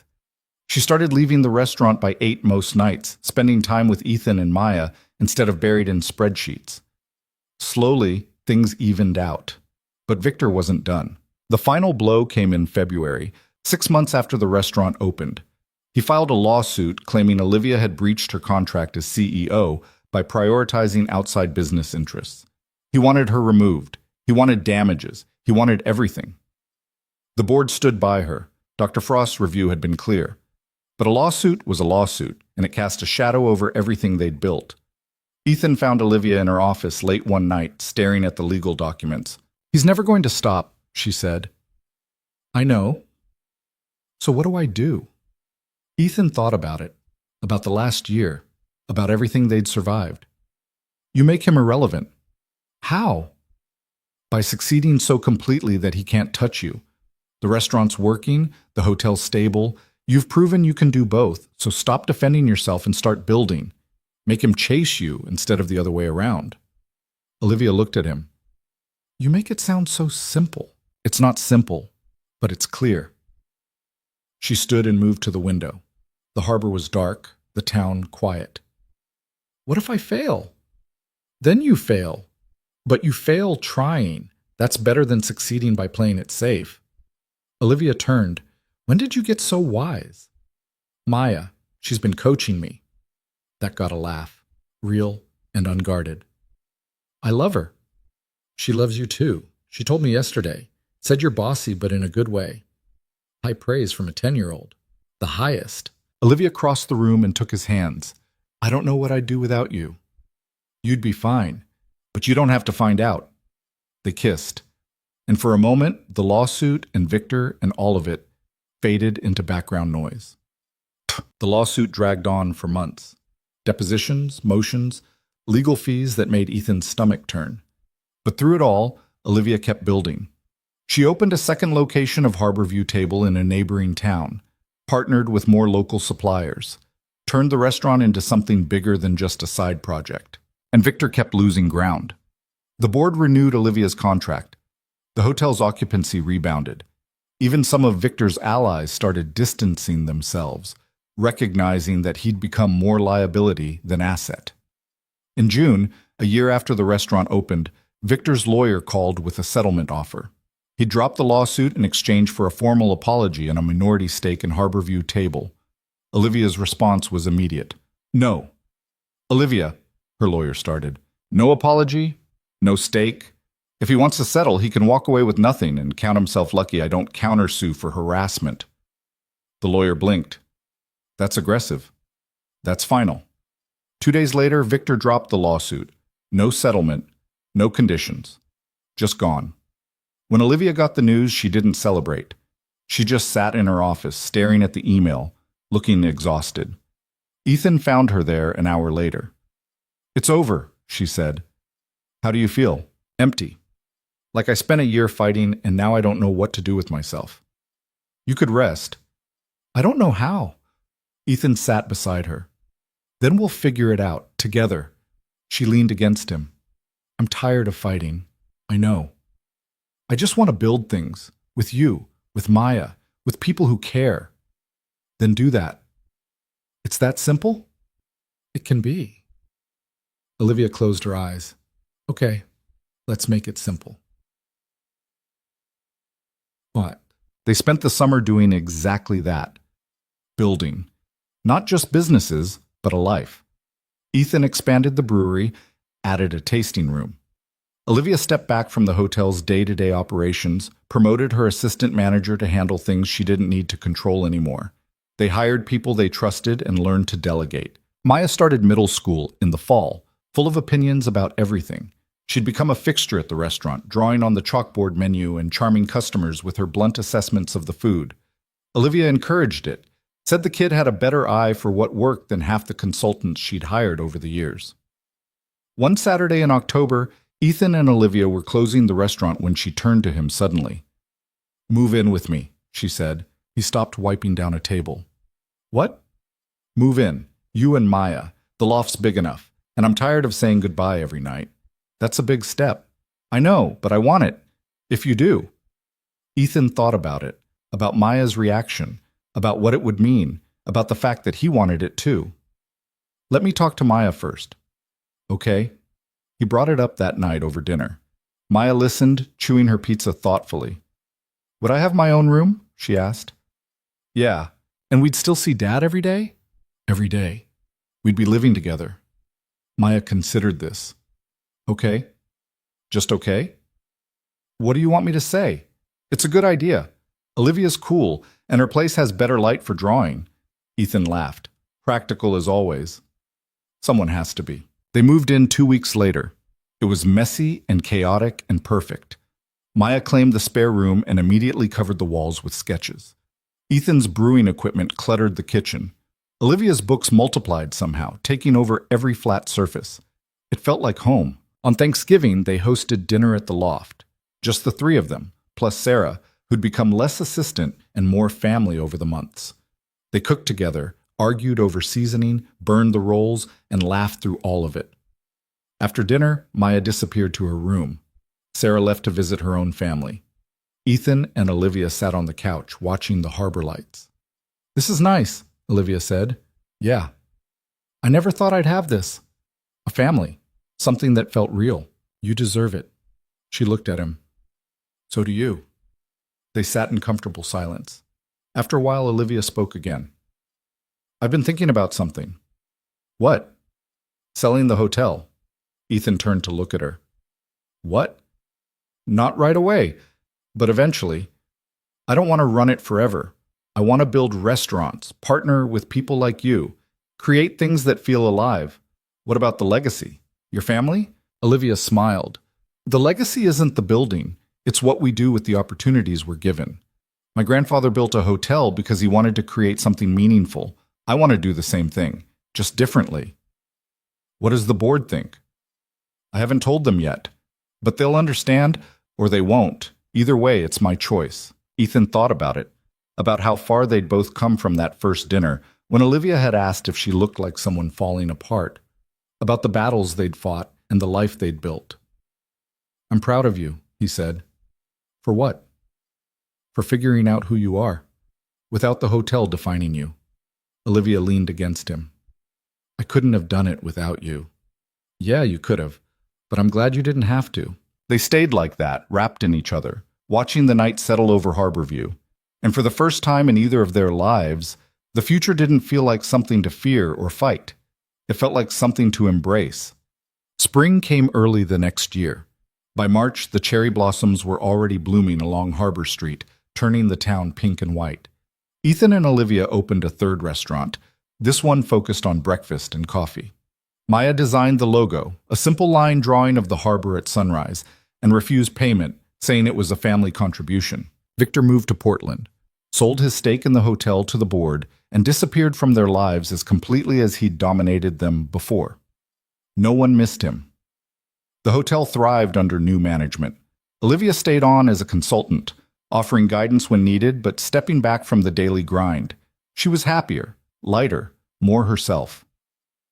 One Saturday afternoon in May, Ethan found her and Maya in the restaurant kitchen, arguing over cake flavors. "Chocolate is boring," Maya said. "Chocolate is classic," Olivia countered. "Classic means boring." "Not if you do it right." Ethan watched them, smiling. "What's this for?" They both turned to him. Maya grinned. "Mom's birthday," she said. Ethan's heart stopped. Maya had never called Olivia that before, had barely even called her by name for the first few months, but now it came out natural, easy. Olivia's eyes went bright. She looked at Maya, then at Ethan. "Is that okay?" Maya asked. "I know she's not my real mom, but she feels like it, kind of." Olivia knelt down to Maya's level. "It's more than okay. It's the best thing anyone's ever called me." Maya hugged her. "Okay, but we're still not doing chocolate cake. What do you suggest?" "Lemon, with raspberry, and those little flowers you put on fancy desserts." Olivia laughed. "Deal." They spent the afternoon baking, making a mess of the kitchen, and arguing over frosting techniques. Ethan watched from the sidelines, feeling something settle in his chest that he'd been carrying for 10 years. He'd been so afraid of wanting things, of reaching for happiness and having it fall apart. But watching Maya and Olivia laugh over cake batter, covered in flour and completely at ease with each other, he realized something. Fear wasn't the opposite of courage. It was just the cost of caring, and some things were worth the cost. That night, after Maya was asleep, Ethan and Olivia sat on the loft's small balcony, wrapped in blankets against the spring chill. "She called you Mom," Ethan said. "I know. How do you feel about that?" Olivia was quiet for a moment. "Terrified, honored, like I have to live up to something I'm not sure I'm capable of." "You're already living up to it." "Am I?" She wouldn't have said it if you weren't. Olivia leaned against him. I never thought I'd have this. A family. People who choose me not because of the hotel or the legacy, but just because. You have it now. I know. And it scares me. Because I know how fast things can fall apart. Ethan turned to look at her. Things can also stay together, if you let them. Is that what we're doing? Staying together? I hope so. Olivia smiled. Me too. They sat in silence, watching the harbor lights flicker across the water. After a while, Olivia spoke again. I've been thinking about something else. What? What it means to build a legacy. My whole life I thought it meant protecting what came before, carrying on traditions, making sure the hotel survived. But maybe that's not it. What is it then?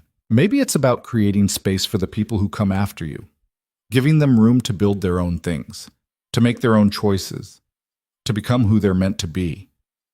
Ethan thought about Maya, about the life they were building together, about the fact that none of it looked like he'd imagined, but all of it felt right. I think you're onto something, he said. Yeah? Yeah. Olivia kissed him. Thank you. For what? For teaching me that it's okay to want things, to reach for them, even when it's scary. You taught me the same thing. Then we're even. They went inside as the temperature dropped, crawling into bed and curling around each other. And as Ethan drifted off to sleep, he thought about beginnings and endings and the space between where life actually happened. He thought about a question Olivia had asked him a year ago, standing in front of a mirror, asking if she looked like someone falling apart. The answer was different now. She looked like someone who'd fallen apart and put herself back together. Stronger, clearer, more whole. And so did he. Maya's birthday came in June. They celebrated at the restaurant with friends and family, a small gathering that felt exactly right. She turned 11, full of confidence and opinions, already talking about high school and college and plans that stretched far beyond Harborview. Ethan watched her blow out the candles and felt a surge of gratitude so strong it almost hurt. For this kid who'd never let him hide. For Olivia, who'd shown him it was okay to want more. For the life they'd built together, messy and imperfect and real. Later that night, after the guests had left and Maya was asleep in her room, Olivia pulled Ethan aside. I have something for you, she said. It's not my birthday. I know, but I wanted to give you this anyway. She handed him a small box. Inside was a key.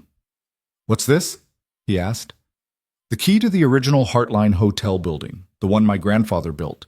It's been locked up for years. I want to turn it into something new. A brewery. Your brewery. A real facility, not just the one above your apartment. Ethan stared at her. Olivia, I talked to the board. They approved it. We'll lease you the space at a rate you can afford. You'll have room to expand, to grow, to build something that's entirely yours. I don't know what to say. Say yes. He kissed her instead, long and deep and full of everything he couldn't put into words. Yes, he said when they finally pulled apart. Absolutely yes. Good, because I already ordered the equipment. He laughed. Of course you did. They stood together on the balcony, looking out at the town that had become home, at the harbor that had witnessed everything they'd survived, at the future stretching out before them, full of possibility. And Ethan realized something he should have known all along. Legacy wasn't about buildings or bloodlines or carrying forward what came before. It was about the choices you made, the people you loved, the courage to build something new even when the world told you to play it safe. It was about reaching for happiness and holding on tight, even when you were scared, especially when you were scared. Because fear was just proof that you cared, and caring was what made everything worth it. Olivia leaned against him, and he wrapped his arms around her, feeling the steady rhythm of her breathing. I love you, he said. I love you too. Maya appeared in the doorway, rubbing her eyes. Are you guys being mushy again? Maybe, Olivia said. Gross, but she was smiling. Can I have some cake? It's almost midnight. That's not a no. Olivia laughed. Fine, but just a small piece.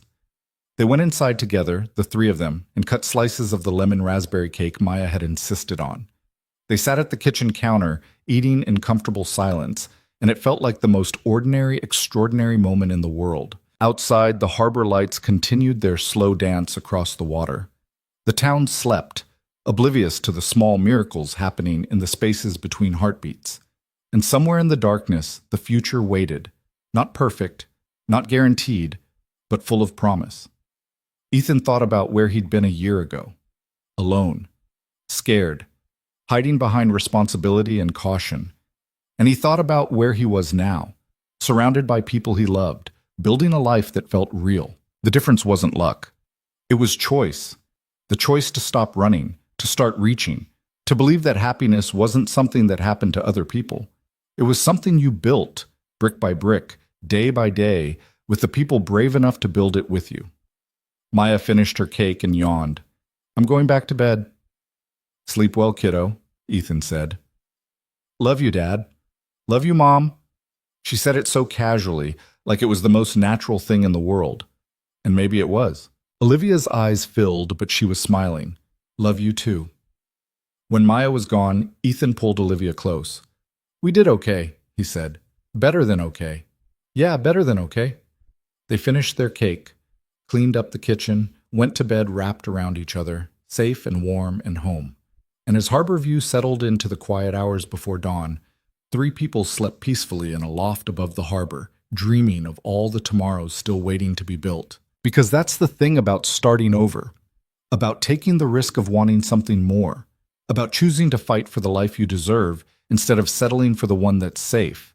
It doesn't guarantee a perfect ending. It doesn't promise that everything will work out exactly as planned, but it gives you something better. It gives you a chance.